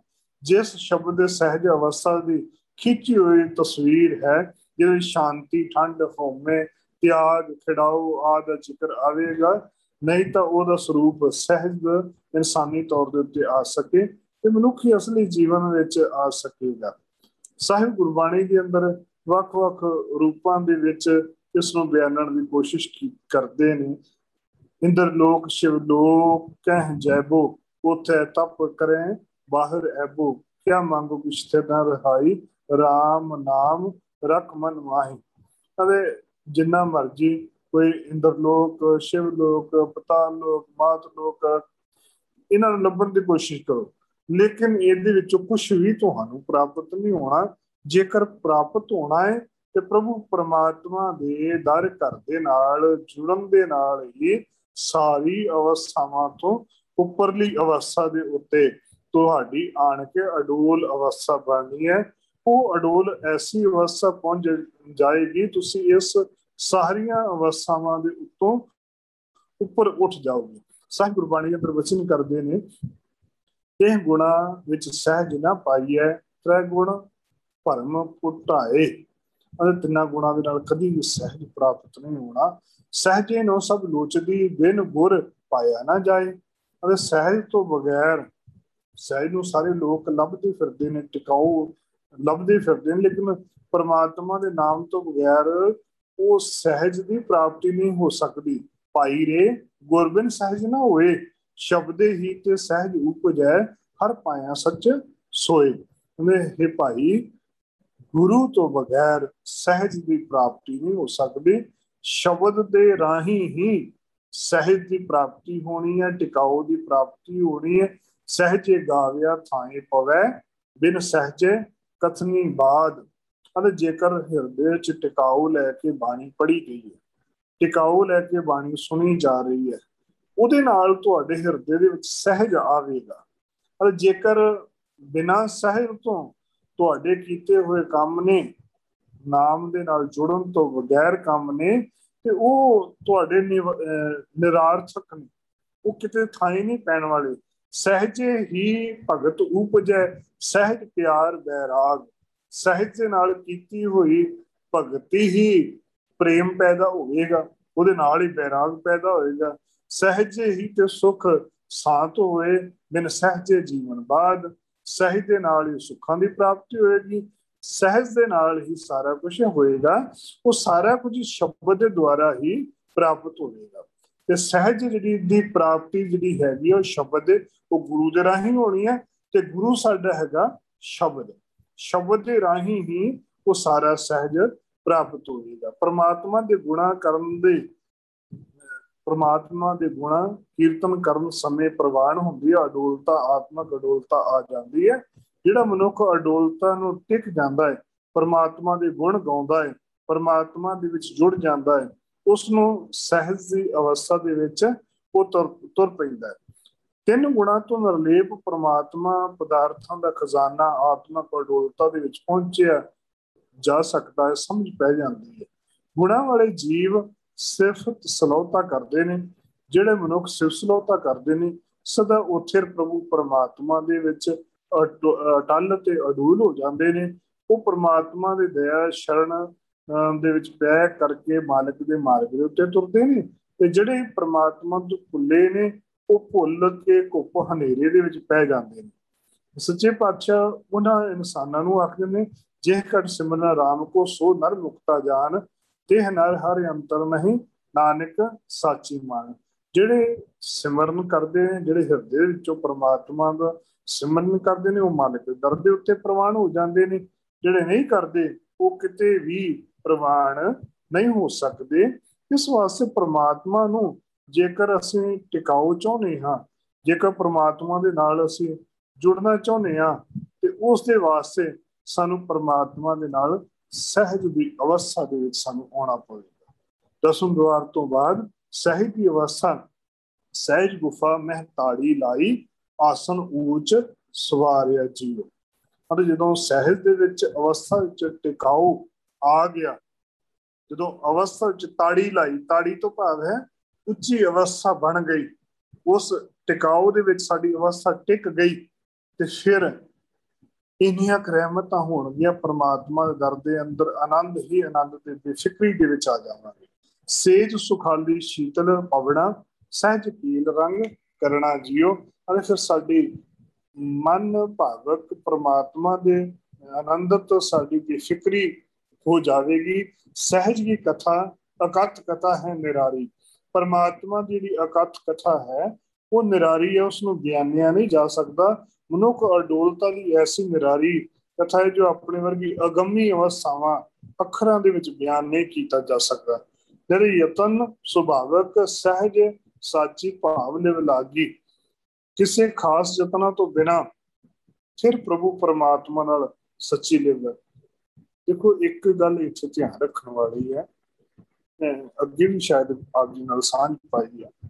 ਇਹ ਅਵਸਥਾ ਨਾਮ ਸਿਮਰਨ ਦੀ ਜਦੋਂ ਸਟਾਰਟਿੰਗ ਦੀ ਅਵਸਥਾ ਹੈ, ਉਸ ਸਮੇਂ ਜਦੋਂ ਅਸੀਂ ਤੁਰਦੇ ਹਾਂ, ਤੇ ਸਾਨੂੰ ਇੱਕ ਉਛਾਲਾ ਜਿਹਾ ਵੱਜਦਾ ਹੈ। ਲੋਕਾਂ ਨੂੰ ਅਸੀਂ ਦੱਸੀਏ ਕਿ ਅਸੀਂ ਬੜੀ ਬਾਣੀ ਪੜ੍ਹਦੇ ਹਾਂ, ਜਾਂ ਬੜਾ ਸਿਮਰਨ ਕਰਦੇ ਹਾਂ, ਜਾਂ ਬੜੀ ਸੇਵਾ ਕਰਦੇ ਹਾਂ। ਜਦੋਂ ਇਹ ਚੀਜ਼ ਹਿਰਦੇ 'ਚ ਪੈਦਾ ਹੋਊਗੀ ਨਾ, ਜਦੋਂ ਅਸੀਂ ਕਿਸੇ ਨੂੰ ਦੱਸਣ ਦੀ ਕੋਸ਼ਿਸ਼ ਕਰਾਂਗੇ ਨਾ, ਜਦੋਂ ਅਸੀਂ ਆਪਣੇ ਵਲਵਲੇ ਕਿਸੇ ਨੂੰ ਪ੍ਰਗਟਾਉਣ ਦੀ ਕੋਸ਼ਿਸ਼ ਕਰਾਂਗੇ ਕਿ ਮੈਂ ਇੰਨੇ ਸੁਖਮਨੀ ਸਾਹਿਬ ਦੇ ਪਾਠ ਕੀਤੇ, ਇੰਨੇ ਜਪਜੀ ਸਾਹਿਬ ਦੇ ਪਾਠ ਕੀਤੇ, ਇੰਨੀ ਸੇਵਾ ਕੀਤੀ ਹੈ, ਉਹ ਸਾਰੀ ਖਤਮ ਹੋ ਜਾਂਦੀ ਹੈ। ਪਰ ਇਹ ਨਹੀਂ ਕਿ ਸਾਡੇ ਦਿਖਾਵੇ ਨਾਲ ਅਸੀਂ ਫਿਰ ਉੱਥੇ ਕੀ ਆ ਜਾਂਦੇ ਹਾਂ, ਸਾਡਾ ਲੈਵਲ ਫਿਰ ਉੱਥੇ ਹੀ ਆ ਜਾਂਦਾ, ਜਿੱਥੋਂ ਚੜ੍ਹਦੇ ਆ ਉੱਥੇ ਫਿਰ ਡਿੱਗ ਪੈਂਦੇ। ਇਹ ਜਿਹੜੀ ਹੈ ਇਹ ਅੰਤਰ ਆਤਮੇ ਚੀਜ਼ ਰੱਖਣ ਵਾਲੀ, ਇਹ ਜਿਹੜਾ ਧਨ ਵੰਡਣ ਵਾਲਾ ਗਿਆਨ ਹੈ, ਕਮਾਈ ਕਰਨ ਵਾਲਾ ਜਿਹੜਾ ਹੈ ਉਹ ਪ੍ਰਭੂ ਪਰਮਾਤਮਾ ਦਾ ਨਾਮ ਹੈ। ਗਿਆਨ ਵੰਡਣ ਵਾਸਤੇ, ਨਾਮ ਕਮਾਉਣ ਵਾਸਤੇ। ਗਿਆਨ ਰਸਤਾ ਦੱਸੋ, ਕਿਸੇ ਨੂੰ ਜ਼ਰੂਰ ਦੱਸੋ, ਆਪ ਜਪੋ ਅਬਰਾ ਨਾਮ ਜਪਾਉਣ ਵਾਲੀ ਜਦੋਂ ਗੁਰੂ ਪਾਤਸ਼ਾਹ ਦੱਸੀ ਹੈ, ਤੇ ਤਰੀਕਾ ਸਾਰਿਆਂ ਨੂੰ ਦੱਸੋ, ਪਰ ਕਮਾਈ ਕਰਕੇ ਆਪ ਉਸ ਕਮਾਈ ਨੂੰ ਜੋੜ ਕੇ ਗੁਰੂ ਦੇ ਦਰ ਦੇ ਉੱਤੇ ਸਟੈਪ ਬਾਈ ਸਟੈਪ ਤੁਰਨ ਦੀ ਕੋਸ਼ਿਸ਼ ਜ਼ਰੂਰ ਕਰਨੀ। ਜਦੋਂ ਜੇਕਰ ਅਸੀਂ ਦੂਜਿਆਂ ਨੂੰ ਦੱਸੀ ਗਏ, ਆਪ ਤੁਰੇ ਨਾ ਅਵਰ ਉਪਦੇਸ਼ ਆਪ ਨਾ ਕਰੇ, ਆਪ ਜਬ ਜਨਮ ਮਰੇ ਵਾਲੀ ਗੱਲ, ਜੇਕਰ ਆਪ ਅਸੀਂ ਉਹ ਕਮਾਈ ਨਾ ਕੀਤੀ, ਦੂਜਿਆਂ ਨੂੰ ਦੱਸੀ ਗਈ ਕਿ ਏਦਾਂ ਨਹੀਂ, ਏਦਾਂ ਨਹੀਂ, ਤੇ ਫਿਰ ਉਹ ਵੀ ਗੱਲ ਗਲਤ। ਕੋਸ਼ਿਸ਼ ਕਰਨੀ ਹੈ ਕਿ ਅਸੀਂ ਆਪ ਵੀ ਉਸ ਚੀਜ਼ ਦੇ ਨਾਲ ਤੁਰਨ ਦੀ ਜਾਂਚ ਸਿੱਖ ਸਕੀਏ। ਜਦੋਂ ਅਸੀਂ ਮਨ ਦੀ ਅਡੋਲਤਾ ਉੱਪਰ ਆਵਾਂਗੇ, ਸਹਿਜ ਦੀ ਅਵਸਥਾ ਦੀ ਗੱਲ ਦੇ ਵਿੱਚ ਆਵਾਂਗੇ, ਸਹਿਜ ਸਮਾਧ ਲੱਗੀ ਲਿਵ ਅੰਤਰ ਸੋ ਰਸ ਸੋਈ ਜਾਣਾ। ਜਿਹੜਾ ਰਸ ਪਰਮਾਤਮਾ ਦੇ ਨਾਲ ਮਿਲਾਪ ਦਾ ਹੁੰਦਾ ਹੈ, ਉਹ ਜਿਹੜਾ ਮਿਲਾਪ ਕਰ ਲੈਂਦਾ ਹੈ, ਉਹੀ ਉਸ ਮਿਲਾਪ ਨੂੰ, ਆਨੰਦ ਨੂੰ ਮਾਣ ਸਕਦਾ ਹੈ। ਹੋਰ ਦੂਸਰਾ ਉਸ ਰਸ ਨੂੰ ਮਾਣ ਨਹੀਂ ਸਕਦਾ, ਨਾ ਹੀ ਉਹ ਕਿਸੇ ਨੂੰ ਰਸ ਦੱਸ ਸਕਦਾ ਹੈ, ਨਾ ਦੇ ਸਕਦਾ ਹੈ। ਉਹ ਦੈਵੀ ਗੁਣਾਂ ਨੂੰ ਆਨੰਦ ਦੇ ਵਿੱਚ ਅਡੋਲ ਹੋ ਸਕਦਾ ਹੈ। ਸਹਿਜ ਆਨੰਦ ਗਾਵੇਂ ਗੁਣ ਗੋਬਿੰਦ, ਪ੍ਰਭ ਨਾਨਕ ਸਰਬ ਸਮਾਹਿਆ ਜੀਓ। ਸਹਿਜ ਆਨੰਦ ਗਾਵੇਂ ਗੁਣ ਗੋਬਿੰਦ, ਅਤੇ ਪ੍ਰਭੂ ਪਰਮਾਤਮਾ ਦੇ ਸਹਿਜ ਦੇ ਆਨੰਦ ਨੂੰ ਪਰਮਾਤਮਾ ਨੇ ਜਿੰਨੇ ਵੀ ਪ੍ਰਮਾਤਮਾ ਦੇ ਰੂਪ ਹੋਏ ਨੇ, ਪੈਦਾ ਹੋਏ ਨੇ, ਉਹਨਾਂ ਗਾ ਕੇ ਹੀ ਉਸ ਪ੍ਰਮਾਤਮਾ ਦੇ ਤਾਈਂ ਪਹੁੰਚਣਾ ਕੀਤੀ ਹੈ। ਭਾਵੇਂ ਕਿ ਜਿੰਨੇ ਮਹਾਂਪੁਰਖ ਹੋਏ ਨੇ, ਜਿੰਨੇ ਗੁਰੂ ਪੀਰ ਪੈਗੰਬਰ ਔਲੀਏ ਜਿੰਨੇ ਵੀ ਹੋਏ, ਉਹਨਾਂ ਨੇ ਪ੍ਰਮਾਤਮਾ ਦੀ ਸਿਫਤ ਸਲਾਹੁਤਾ ਕੀਤੀ ਹੈ। ਪ੍ਰਮਾਤਮਾ ਦੇ ਗੁਣ ਗਾ ਕੇ ਉਹਦੇ ਵਿੱਚ ਗੁਣ ਗਾਉਂਦਿਆਂ ਹੀ ਉਹਦੇ ਵਿੱਚ ਅਭੇਦਤਾ ਪੈ ਹੈ। ਗੁਣ ਕਹਿ ਗੁਣੀ ਸਮਾਵਣਿਆ, ਗੁਣ ਕਹਿੰਦਿਆਂ ਕਹਿੰਦਿਆਂ ਗੁਣਾਂ ਦੇ ਵਿੱਚ ਉਹਨਾਂ ਨੇ ਸਮਾਉਣਾ ਕੀਤਾ ਹੈ। ਨਾ ਕਿ ਉਹਨਾਂ ਨੇ ਦੂਸਰੇ ਵਹਿਮਾਂ ਭਰਮਾਂ ਪਖੰਡਾਂ ਜਾਂ ਕਰਮ ਕਾਂਡਾਂ ਦੇ ਵਿੱਚ ਪੈ ਕੇ ਪਰਮਾਤਮਾ ਦੀ ਪ੍ਰਾਪਤੀ ਕੀਤੀ ਹੈ। ਕੇਵਲ ਤੇ ਕੇਵਲ ਗੁਣਾਂ ਨੂੰ, ਪ੍ਰਮਾਤਮਾ ਦੀ ਸਿਫਤ ਸਲਾਹੁਤਾ ਨੂੰ ਕਰਦਿਆਂ ਕਰਦਿਆਂ ਪ੍ਰਮਾਤਮਾ ਦੇ ਵਿੱਚ ਉਹਨਾਂ ਨੇ ਲਿਵ ਲੀਨਤਾ ਪ੍ਰਾਪਤ ਕੀਤੀ। ਤੇ ਸਾਹਿਬ ਕਹਿਣ ਲੱਗੇ, ਪ੍ਰਿਯ ਰੰਗ ਰਾਤੀ ਸਹਿਜ ਮਾਤੀ ਮਹਾ ਦੁਰਮਤ ਤਿਆਗਨੀ। ਜਦੋਂ ਪ੍ਰਭੂ ਪਰਮਾਤਮਾ ਦੇ ਨਾਲ ਹਿਰਦੇ ਦੇ ਵਿੱਚੋਂ ਜੁੜਨਾ ਸ਼ੁਰੂ ਕਰ ਦੇਵਾਂਗੇ ਨਾ, ਤੇ ਜਿਹੜੇ ਮਹਾ ਦੁੱਖ ਨੇ ਉਹ ਦੂਰ ਹੋ ਜਾਂਦੇ ਨੇ, ਵਿਕਾਰ ਜਿਹੜੇ ਨੇ ਉਹ ਤਿਆਗੇ ਜਾਂਦੇ ਨੇ। ਸਰੀਰਕ ਮੋਹ ਤੋਂ, ਪ੍ਰੇਮ ਰੰਗ ਤੋਂ ਉੱਠ ਕੇ, ਉੱਪਰ ਉੱਠ ਕੇ ਉਸ ਅਵਸਥਾ ਦੇ ਤਾਈਂ ਪਹੁੰਚਿਆ ਜਾ ਸਕਦਾ ਹੈ। ਉਸ ਅਵਸਥਾ ਨੂੰ ਜਦੋਂ ਉਸ ਚੀਜ਼ ਨੂੰ ਆਨੰਦ ਕਰਾਂਗੇ, ਮਾਣਨ ਦੀ ਕੋਸ਼ਿਸ਼ ਕਰਾਂਗੇ, ਸਰੀਰ ਐਵੇਂ ਲੱਗੇਗਾ ਬਿਲਕੁਲ ਹੌਲਾਪਨ ਹੋ ਜਾਏਗਾ। ਬੇਸ਼ੱਕ ਇਨਸਾਨ ਸਾਰੀ ਜਿਹੜੀ ਥੱਕਿਆ ਹੋਵੇਗਾ, ਬੇਸ਼ੱਕ ਜਦੋਂ ਪ੍ਰਮਾਤਮਾ ਦੀ ਉਸ ਆਨੰਦ ਚ ਇੱਕ ਝਲਕਾਰਾ ਜਿਹਾ ਜੇਕਰ ਲੱਗ ਗਿਆ ਤਾਂ ਸਰੀਰ ਦੇ ਕਈਆਂ ਜਨਮਾਂ ਦੇ ਕਲੰਕ ਮਿਟ ਜਾਣਗੇ। ਜਾਪ ਸਾਹਿਬ ਜੀ ਦੀ ਬਾਣੀ ਦੇ ਅੰਦਰ ਇੱਕ ਸ਼ਬਦ ਆਉਂਦਾ ਹੈ, ਬਚਨ ਆਉਂਦਾ ਹੈ। ਉੱਥੇ ਇੱਕ ਪੌੜੀ ਦੇ ਅੰਦਰ ਬਚਨ ਆਉਂਦਾ ਹੈ, ਅਦੋ ਉਰਦ ਅਰਦੰ ਅਗੰ ਓਕ ਹਰਤਾ। ਪਰਮਾਤਮਾ ਤੇਰੀ ਰਹਿਮਤ ਹੋ ਜਾਵੇ ਨਾ ਜੇਕਰ, ਤੇ ਮਾਤ ਲੋਕ, ਪਤਾਲ ਲੋਕ, ਆਕਾਸ਼ ਲੋਕ, ਜਾਂ ਤਿੰਨਾਂ ਲੋਕਾਂ ਦੇ ਜਾਂ ਅਦੋ ਉਰਦ ਅਰਦਨ, ਧਰਤੀ ਦੇ, ਪਤਾਲ ਤੇ ਆਕਾਸ਼ ਦੇ ਵਿੱਚ ਇੱਕ ਨਿਗਾਹ ਪੈਣ ਦੇ ਨਾਲ ਢੇਰਾਂ ਦੇ ਢੇਰ ਪਾਪ ਖਤਮ ਹੋ ਜਾਂਦੇ। ਜਦੋਂ ਪ੍ਰਮਾਤਮਾ ਨਾਲ ਮਿਲਾਪ ਹੋ ਜਾਂਦਾ ਨਾ, ਜਦੋਂ ਉਹ ਸਰੀਰ ਵੀ ਬਿਲਕੁਲ ਹੌਲਾ ਫੁੱਲ ਹੋ ਜਾਂਦਾ ਉਹਨੂੰ। ਹੁਣ ਅਸੀਂ ਜਿਹੜੀਆਂ ਗੱਲਾਂ ਆਖ ਦਿੰਦੇ ਹਾਂ, ਉਦਾਹਰਣ ਦੇ ਤੌਰ ਦੇ ਉੱਤੇ ਗੁਰੂ ਨਾਨਕ ਸਾਹਿਬ ਨੇ ਇੰਨੀਆਂ ਯਾਤਰਾਵਾਂ ਕੀਤੀਆਂ, ਜਾਂ ਗੁਰੂ ਗੋਬਿੰਦ ਸਿੰਘ ਜੀ ਮਹਾਰਾਜ ਜੀ ਜੋ ਕਿ ਇੰਨੇ ਸੂਰਵੀਰ ਸਨ, ਜਿਹੜੇ 12 ਕਿਲੋਮੀਟਰ ਦੀ ਦੂਰੀ ਦੇ ਉੱਤੇ ਤੀਰ ਮਾਰ ਕੇ ਅਗਲੇ ਦੇ ਪਹੁੰਚਾ ਦਿਆ ਕਰਦੇ ਸਨ। ਉਹਨਾਂ ਕਿੰਨੀ ਕੁ ਬੀਰਬਲਤਾ ਹੋਵੇਗੀ। ਜਾਂ ਬਾਬਾ ਦੀਪ ਸਿੰਘ ਜੀ ਬੁਢਾਪੇ ਦੇ ਵਿੱਚ 18 ਸੇਰ ਦਾ ਖੰਡਾ ਚੁੱਕਿਆ ਕਰਦੇ ਸਨ। ਉਹ ਸਰੀਰ ਦਾ ਇਕੱਲੀ ਸਰੀਰ ਦੀ ਭਾਰਾਪਨ ਨਹੀਂ ਸੀ, ਸਰੀਰ ਦੇ ਵਿੱਚ ਤਾਕਤ ਨਹੀਂ ਸੀ, ਉਹਦੇ ਵਿੱਚ ਤਾਕਤ ਸੀ ਅਧਿਆਤਮਕ ਤਾਕਤ। ਉਹਨਾਂ ਦੇ ਨਾਲ ਜੀਵਨ ਦੇ ਅੰਦਰ ਜਿਸਨਾਂ ਨੂੰ ਅਸੀਂ ਬ੍ਰਹਮ ਦਾ ਗਿਆਨ, ਜਾਂ ਜਦੋਂ ਸਰੀਰ ਹੌਲਾ ਫੁੱਲ ਹੋ ਜਾਣਾ, ਜਾਂ 1.25 ਲੱਖ ਦੇ ਨਾਲ ਇੱਕ ਜਣਾ ਲੜਨ ਦੀ ਗੱਲ ਆਉਂਦੀ ਸੀ, ਉਹ ਅਵਸਥਾ ਕਿੱਥੋਂ ਬਣਨੀ ਹੈ? ਉਹ ਨਾਮ ਬਾਣੀ ਤੋਂ ਬਣਨੀ ਹੈ, ਉਹ ਸੇਵਾ ਤੋਂ ਬਣਨੀ ਹੈ।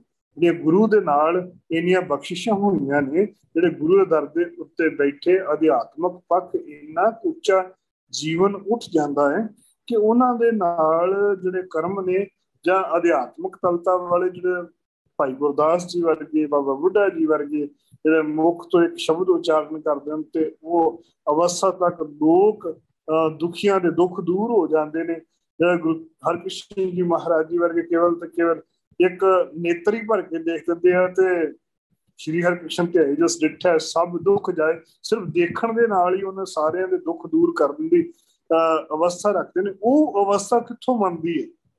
ਪਰਮਾਤਮਾ ਦੇ ਸਿਮਰਨ ਦੇ ਵਿੱਚ। ਪਰਮਾਤਮਾ ਵਿੱਚ ਤੂੰ ਕਰਤਾ ਤੂੰ ਹੁਆ, ਮੁਝ ਮੇ ਰਹਾ ਨਾ ਹੂੰ, ਜਬ ਆਪਾ ਪਰ ਕਾ ਮਿਟ ਗਿਆ, ਜਤ ਪੇਖੂੰ ਤਤ ਤੂੰ। ਜਦੋਂ ਪ੍ਰਿਯ ਰੰਗ ਰਾਤੀ ਸਹਿਜ ਮਾਤੀ ਮਹਾ ਦੁਰਮਤ ਤਿਆਗਨੀ, ਜੋ ਸਰੀਰਕ ਮੋਹ ਤੋਂ ਉੱਪਰ ਉੱਠ ਕੇ ਸਹਿਜ ਦੀ ਮੱਤ ਜਿਹੜੀ ਹੈ, ਆਤਮਾ ਜਿਹੜੀ ਭੈੜੀ ਮੱਤ ਤਿਆਗ ਕੇ ਅਸੀਂ ਪ੍ਰਭੂ ਪਰਮਾਤਮਾ ਨਾਲ ਜੁੜਦੇ ਹਾਂ, ਤੇ ਫਿਰ ਸਹਿਜੇ ਸਹਿਜੇ ਕਾਨ ਸਿੰਘ ਨਾਭਾ ਜੀ ਹੁਣਾਂ ਗੁਰਮਤਿ ਮਾਰਤਾਂਡ ਦੇ ਵਿੱਚ ਹੀ ਲਿਖਣਾ ਕੀਤਾ ਹੈ ਕਿ ਸਹਿਜ ਦੇ ਪਦ ਦੀ ਜਦੋਂ ਅਰਥ ਦੀ ਅਸੀਂ ਵਿਆਖਿਆ ਕਰਦੇ ਹਾਂ ਨਾ, ਸੁਭਾਵਕ ਸਨੇ ਸਨੇ ਹੌਲੀ ਹੌਲੀ ਸ਼ਾਂਤੀ ਸੁਖਦਾਇਕ ਆਦਿ ਜਿਹੜੇ ਅਰਥ ਗੁਰੂ ਗ੍ਰੰਥ ਸਾਹਿਬ ਜੀ ਮਹਾਰਾਜ ਜੀ ਦੇ ਅੰਦਰ ਸ਼ਬਦ ਆਤਮਿਕ ਗਿਆਨ ਲਈ ਸ਼ਬਦ ਆਉਂਦੇ ਨੇ। ਭਾਈ ਗੁਰਬਿਨ ਸਹਿਜ ਨਾ ਹੋਏ, ਗੁਰਬਿਨ ਭਾਈ ਗੁਰਬਿਨ ਸਹਿਜ ਨਾ ਹੋਏ। ਗੁਰੂ ਤੋਂ ਬਗੈਰ ਸਹਿਜ ਦੀ ਪ੍ਰਾਪਤੀ ਨਹੀਂ ਹੋ ਸਕਦੀ। ਸ਼ਬਦੇ ਹੀ ਤੇ ਸਹਿਜ ਉਪਜੈ, ਹਰ ਪਾਇਆ ਸੱਚ ਸੋਈ। ਸ਼ਬਦ ਦੇ ਦੁਆਰਾ ਹੀ ਸਹਿਜ ਹਿਰਦੇ ਚ ਪੈਦਾ ਹੋਣਾ ਹੈ ਤੇ ਉਹਦੇ ਨਾਲ ਹੀ ਟਿਕਿਆ ਜਾ ਸਕਣਾ ਹੈ। ਸੱਚਾ ਗਿਆਨ ਗੁਰੂ ਰਾਹੀਂ ਚੌਥੇ ਪਦ ਵਿੱਚ ਪਾਇਆ ਜਾ ਸਕਦਾ ਹੈ। ਚੌਥੇ ਪਦ ਮੈਂ ਸਹਿਜ ਹੈ ਗੁਰਮੁਖ ਪੱਲੇ ਪਾਏ। ਚੌਥਾ ਪਦ ਭਗ ਕੇ ਅਡੋਲਤਾ ਅਵਸਥਾ, ਜਿਵੇਂ ਕਿਆ ਪੜੀਏ ਕਿਆ ਗੁਨੀਆ ਕਿਆ ਵੇਦ ਪੁਰਾਣਾ ਸੁਣੀਏ, ਪੜੇ ਸੁਨੇ ਕਿਆ ਹੋਈ, ਜੋ ਸਹਿਜ ਨਾ ਮਿਲਿਓ ਸੋਈ। ਬੇਸ਼ੱਕ ਜਿੰਨਾ ਮਰਜ਼ੀ ਪੜ੍ਹ ਲਿਆ ਜਾਏ, ਜਿੰਨਾ ਮਰਜ਼ੀ ਲਿਖ ਲਿਆ ਜਾਏ, ਵੇਦ ਵੀ ਪੜ੍ਹ ਲਓ, ਪੁਰਾਣ ਵੀ ਪੜ੍ਹ ਲਓ, ਜੇਕਰ ਹਿਰਦੇ ਦੇ ਵਿੱਚ ਟਿਕਾਊ ਨਹੀਂ ਆਇਆ, ਸਹਿਜ ਨਹੀਂ ਆਇਆ, ਫਿਰ ਕੁਛ ਵੀ ਪ੍ਰਾਪਤ ਨਹੀਂ ਹੋਣੀ। ਜੇ ਸੱਚਾ ਗਿਆਨ ਦੀ ਪ੍ਰਾਪਤ ਨਾ ਹੋਇਆ, ਧਾਰਮਿਕ ਗ੍ਰੰਥ ਪੜ੍ਹਨ ਦਾ ਕੋਈ ਫਾਇਦਾ ਨਹੀਂ ਹੋਣਾ। ਸਾਹਿਬ ਕਹਿਣ ਲੱਗੇ ਕਰਮੀ ਸਹਿਜ ਨ ਉਪਜੈ, ਬਿਨ ਸਹਿਜੈ ਸਹਿਸਾ ਨਾ ਜਾਏ। ਕਹੇ ਨਾਨਕ ਗੁਰ ਪ੍ਰਸਾਦੀ ਸਹਿਜ ਉਪਜੈ, ਇਹ ਸਹਿਸਾ ਇਹ ਵਜਾਏ।